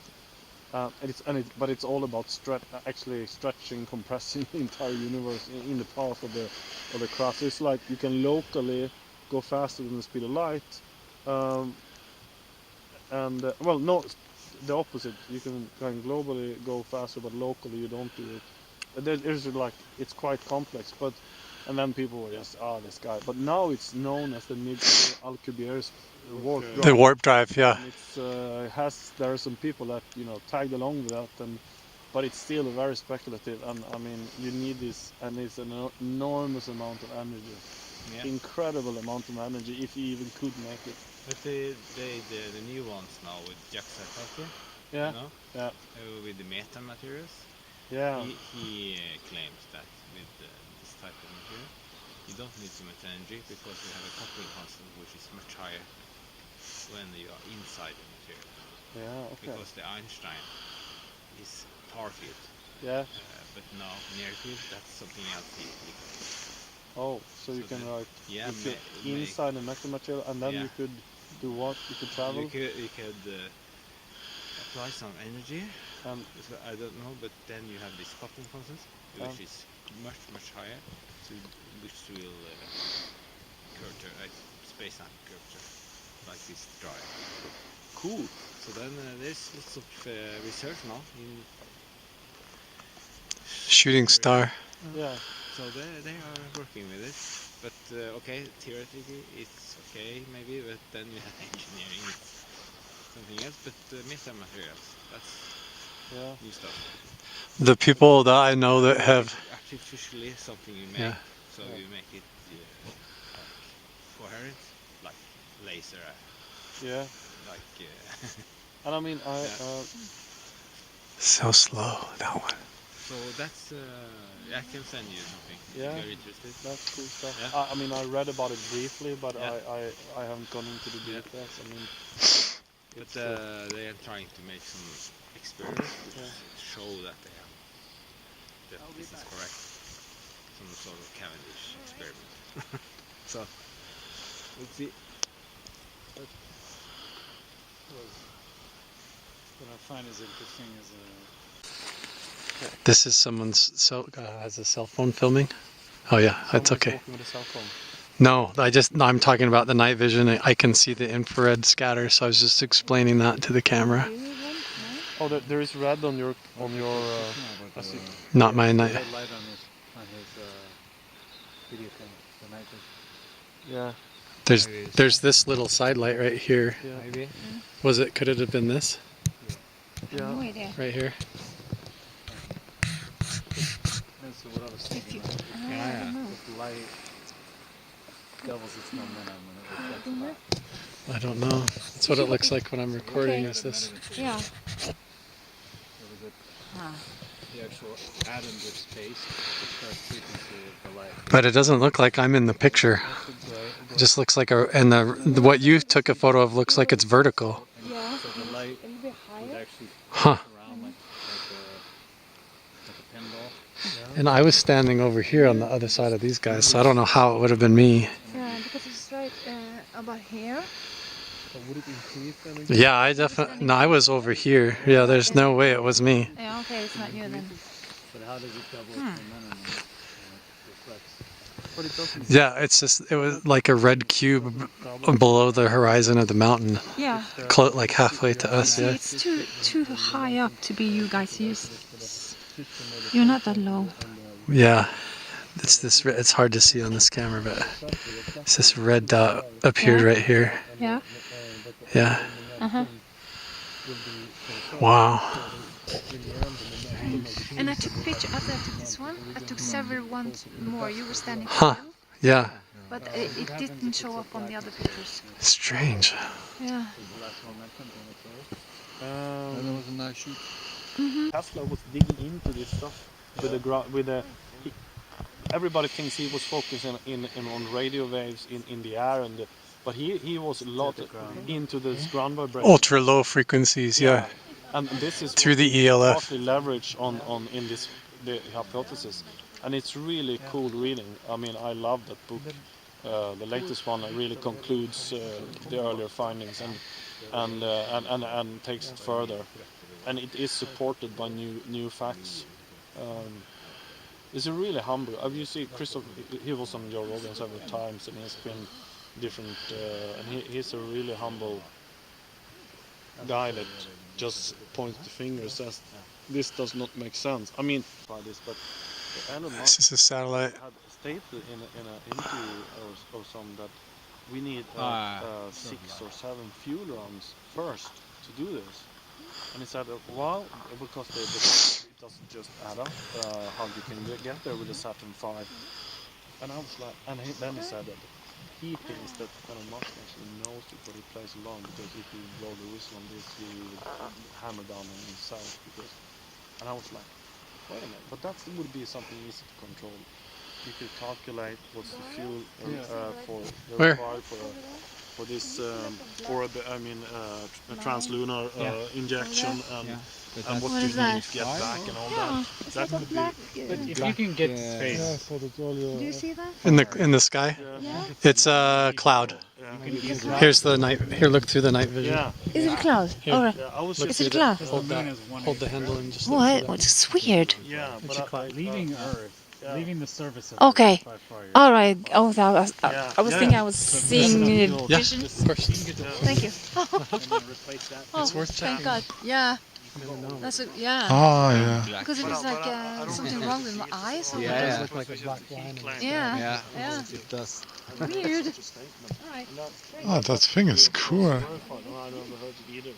But I did think a lot of times, why didn't we go back to the moon? But and then again, I came to the conclusion we went there. It was a. Well, we're checking out of our cabin up here in Hessdalen now. Look at this beautiful view. I just wanted to capture it one more time. We're all loaded up in Eric's Tesla, headed back to the convention for the last day, and then I think I'm sleeping in Trondheim tonight and going home tomorrow. Vet du, Tor Ivar var der, var han ikke? Hæ? Tor Ivar var der. Ja, jeg kan snakke med han, for jeg har ekstremt lite strøm nå, så jeg... Cases, thanks to another astronomer who was telling me about this, was in Bantry County Cork. So that's where I started, 1990. So the first 12 months, total confusion with all the people I was meeting. All normal people, lawyers, restaurateurs, farmers, and so forth. Might be difficult to see it on the screen here on the map, but you can see all these blue dots here. These are all the cases I covered in that part of the country. I covered other parts of the country as well, but that was where I first started in this investigation. The next area actually was a high intensity area that I heard about in 1996, and there was supposed to be an alleged crash of a UFO. It was all over the news, and that got me interested to see, well, is it conventional? Is it truly a UFO that actually crashed? An approach to this. I was very much into high resolution electro-optical systems that could be applied to this. And so this is it. This was established in 2001. It's made up of 11 cameras. These are leading edge sensors at the time, 2000, that is, period, and with the appropriate lenses so that you can cover the 360 degrees of the sky and break it up into a grid of 1,200 squares, 4 square degrees each. That would be equivalent to 8 moon breadths in the sky. Right? So conventionally, when you're using a spectrograph, you have a slit, and you're hoping that the UFO would be stationary there so you can get the data. Well, guess what? It's moving around. So how do you get it through a slit? So actually, my first development in 2003 was a scanning slit that operated with the diffraction grating, and it worked. However, it was extremely heavy, this piece of equipment. Area. It's made up of a number of islands, but there's a wide range of activity, very, very similar to Hessdalen. So this is just a sample. There's actually a lot more sightings outside of the Lockheed area, within a region of about 3 kilometers. So it's not stuck in one, location of a mile, 2 kilometers across. We've come across stuff even going out 20 kilometers from there. So,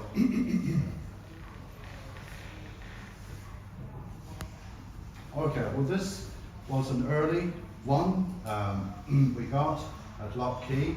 There was 5 of us, and 13th of December 97. A cylindrical type construct. This is over Lockheed now, over the water. And that what was actually, to my surprise, was shown on national television, which I thought was great. At least it's educating the public. And this was a weekly show where the whole of Ireland is looking at, the audience is the biggest show going. So this was on it. And interesting enough, you know, back in those days, you know, you're listening to, what do you call it, the interviewer or the anchor person, all right? And you have to be very careful with these people because, you know, they have to balance everything out for their audience. So the interviewer guy in front of all these people said, well, that's a light, but how you mean that's a light over the lake? I said, yeah, there's no electricity there. So he shut up. So they said that was one of the. Now, our universe, and with all these other persons out there, okay, they have the craft. Even the American black operations are wandering through all these so-called retrievals. Actually, I knew about the retrievals 40 years ago through books that came out at the time, you know, to do with it. It's not new. Obviously, it's a big deal nowadays for others. Let's get some reindeer stew, guys. You don't get that every day, right? Look at this ladle and a giant wooden spoon.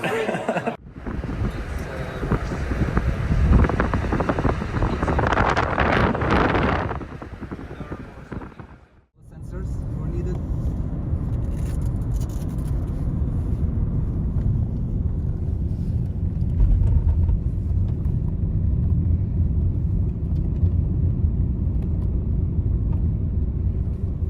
Alright, well here we are leaving the valley now after a field trip weekend. Another beautiful day. Hessdalen.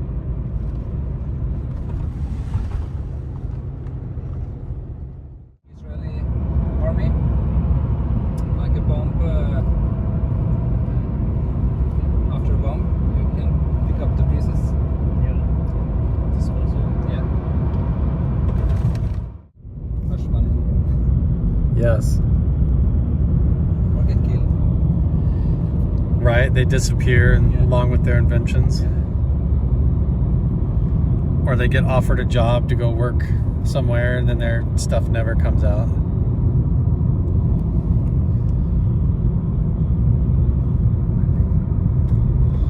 What a beautiful landscape, my word. It is stunning here. 100 years ago, all people in Norway was farmers.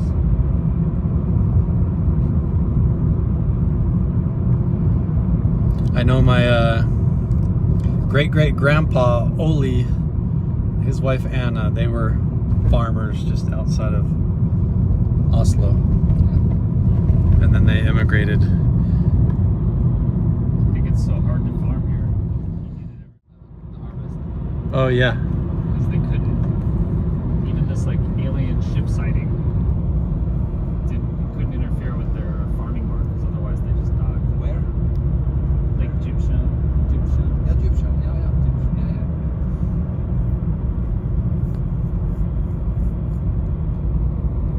Because the harvest is so important. They have such a short growing season.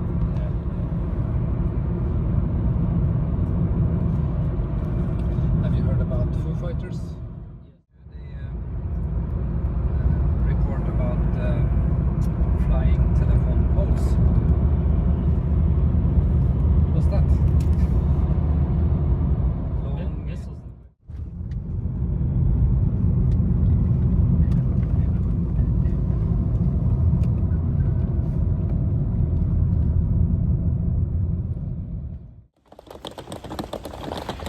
And now it's just me and Lado walking down the old cobblestone.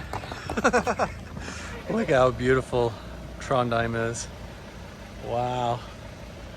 What a place. And this is where we're staying, I guess, city living.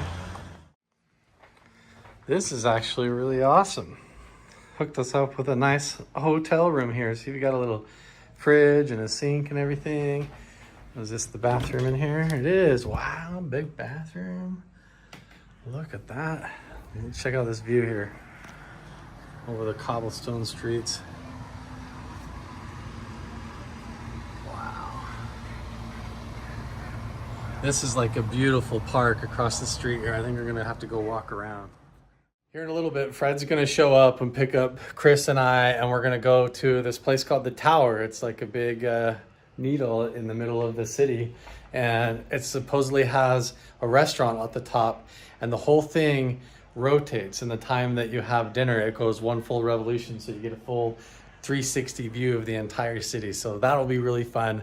I'm gonna go ahead and film some of that if I can and give you guys the experience as well. And then tomorrow we get on the plane and head home. I do have a little bit of a disappointing announcement. If you notice in this entire series, there was never a moment where I hooked up the modular unidentified phenomena alert system, the MUPOS devices.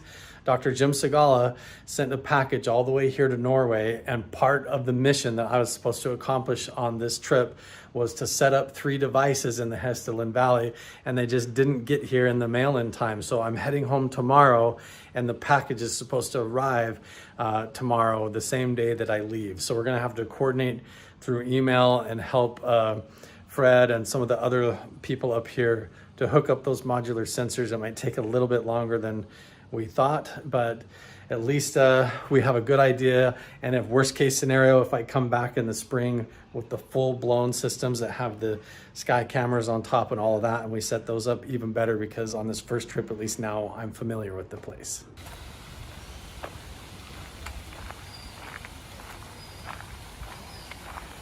I decided before dinner just to walk around Trondheim a little bit, because I haven't had any time to myself to explore anything. Wow. So beautiful.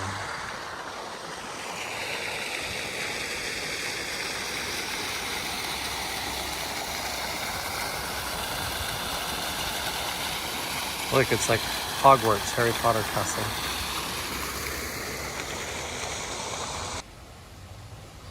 Look at that, they come and put flowers in his hat in his hands and on top of his head. That's cool.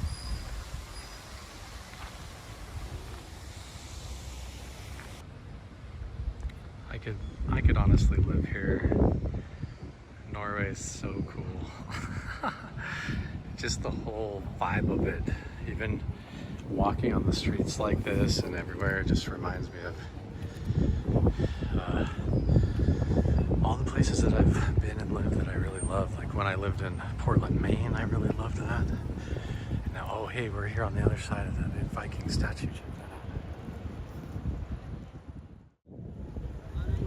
out. Chris Lato just messaged me on Signal, said he's gonna come down, wants to walk around with me, so I'm gonna give him a quest to find me at the Viking statue. We'll see if he can figure out where I'm at. Downtown Trondheim. I think this is in the top 5 biggest cities in all of Norway. I think there's Oslo, Bergen, and a couple of, maybe one other that's maybe larger. What a beautiful city though.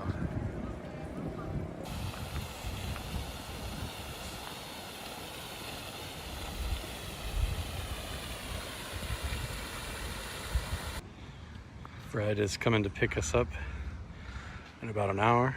So Lato and I are walking around the big Harry Potter church. Hogwarts Castle. That's what it looks like, right? That's what my daughter said. I showed her. Yeah. It's Hogwarts. That's so cool.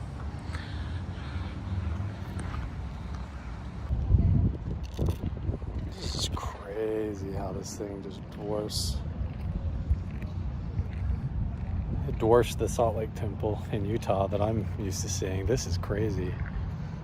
Every single one of these statues all along here. Carved in, hand carved. Wow. And look at the sacred geometry. Big flower.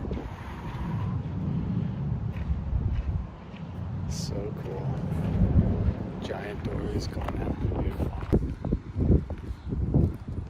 Yeah, look at this guy holding his own severed head. Ooh, glad you're not him.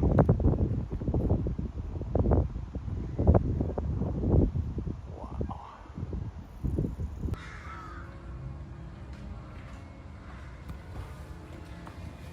can hear the church music playing inside. Listen, put your head up to the door. You can hear it. Yeah, the organ.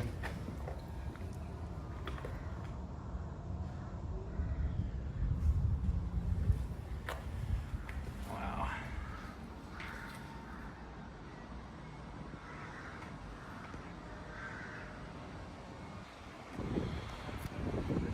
So cool.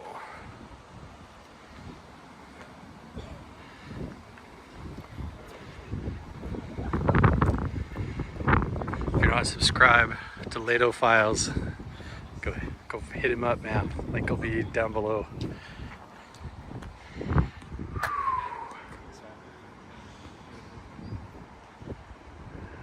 Incredible. You went through Europe, right? I think you said a couple times. Not really. No? I've been. This is my second time to Norway, but I haven't really. You haven't been to Demining? I haven't really explored it. Oh, I'm gonna have to come sometime. Yeah, definitely. Check out Anomalous. I love the old shit, dude. I love all the old architecture and the cobblestone, like.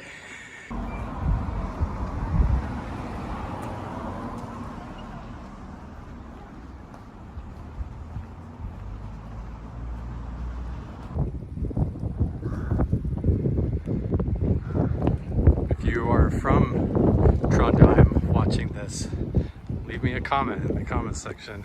Let me know you're here. You have a beautiful city. It has so much more character than a lot of the cities that I've been to in the United States, I'll give you that.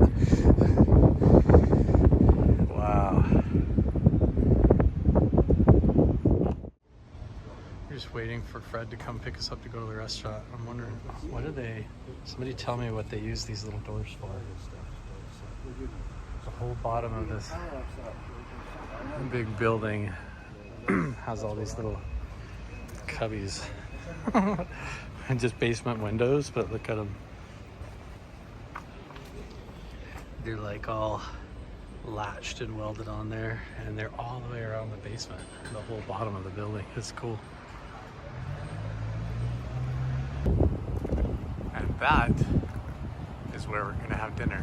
Wow. Going to the top. It's like has all of the radio tower and Wi-Fi installations and everything built on the side of that. And then at the top is a restaurant that slowly rotates around so you can see the whole city. How cool.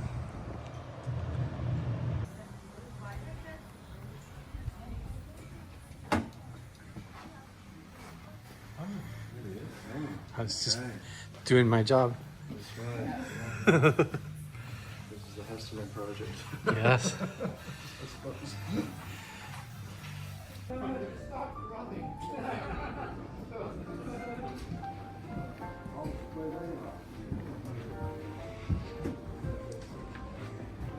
Wow. That is cool.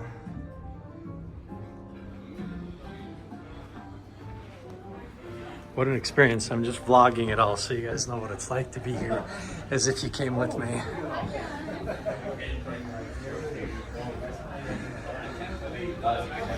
Oh, here's everybody right here. Cool. Wonderful. When I came back from Australia and I started, so I was filming.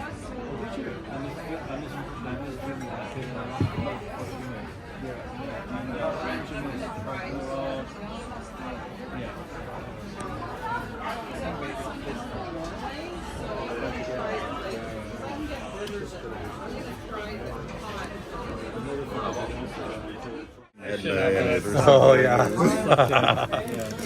It's ridiculous. Did you go up there? I did, yeah. And then I was told it's a walk about 45 minutes, but it turned out to be something completely different.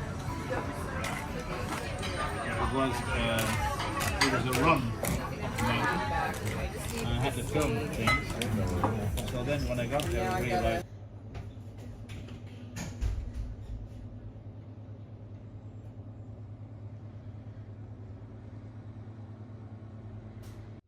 And Here we go. We have the whole giant party bus all to ourselves now for the drive back to the airport, flying out. I'm going from Trondheim to Amsterdam, then Minneapolis, Minnesota, then Las Vegas. And you just have one little short, like in London, hour-and-a-half long flight, and you're home probably. I get home at 9 tonight. Oh, at 9, okay. Yeah, so he's got 12 hours. Got a bit of a flight, yeah. What do you think, Leto, about the whole trip? You just asked me for your vlog, so now I got to return the favor. How was your experience? I'm just super stoked that we saw so much stuff, you know, and you captured all that on night vision. Yeah. I can't wait to see the footage, you know. Yeah, anytime I get that much volume of interesting stuff, it's like I just want everybody to look at it, chew at it, say, oh, this could be this could be that. I don't even care, because it's the few things that you can't explain that compel the whole process forward, I think. So plus we definitely saw that light on the second night. Yeah. That Magnus couldn't identify. I don't think it was an airplane. I don't see how it could have been. So yeah, I think we definitely saw the phenomena. Yeah, basically everybody in the group, even all the skeptics, were with you at the end and being like, that was it, man, that was a legitimate Hessdalen light sighting. That was the deal. And yeah, Magnus was there and he's like, I can't identify it. And I mean, he's the main guy, you know. Yeah. I'll put that one on screen right now again so you can know exactly which one we're talking about, because there's probably like several dozen of different light incidents that I filmed. So I'll put that specific one right now so you know which one we're referring to. That is definitely super anomalous. It was like 4 or 5 times bigger than even Jupiter in the sky, and the way it moved off of the horizon was way too fast to be Earth rotation, and it fits the descriptions of multiple locals for several generations like talking about this stuff. So it's pretty interesting stuff. And we saw a bunch of airlines flying that route, and it didn't look anything like those other lights. Yeah, the other satellites and airplanes and stuff were easy to tell the difference, but that one was weird. Yeah, super lucky with the weather. Yeah, overall, I think it was a great success. It was an awesome trip. Plus the success of all the amazing conversations and the topics that got to be covered and the presentations that were had were like next level awesome. So we're just gonna head back to the airport, fly all day, and we'll be back home.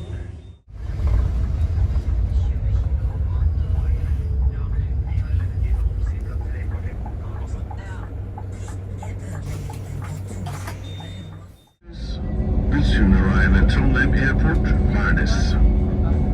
We wish you a pleasant flight further, and if you want to use us again, please pre-buy a ticket on værnesexpressen.no.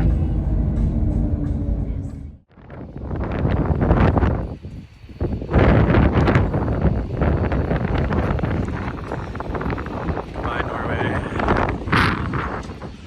What a beautiful place. We will be back again. If necessary, more air can be added to your life vest by blowing into the tubes. Contact with water will automatically switch on the light. The life vest is located under your seat.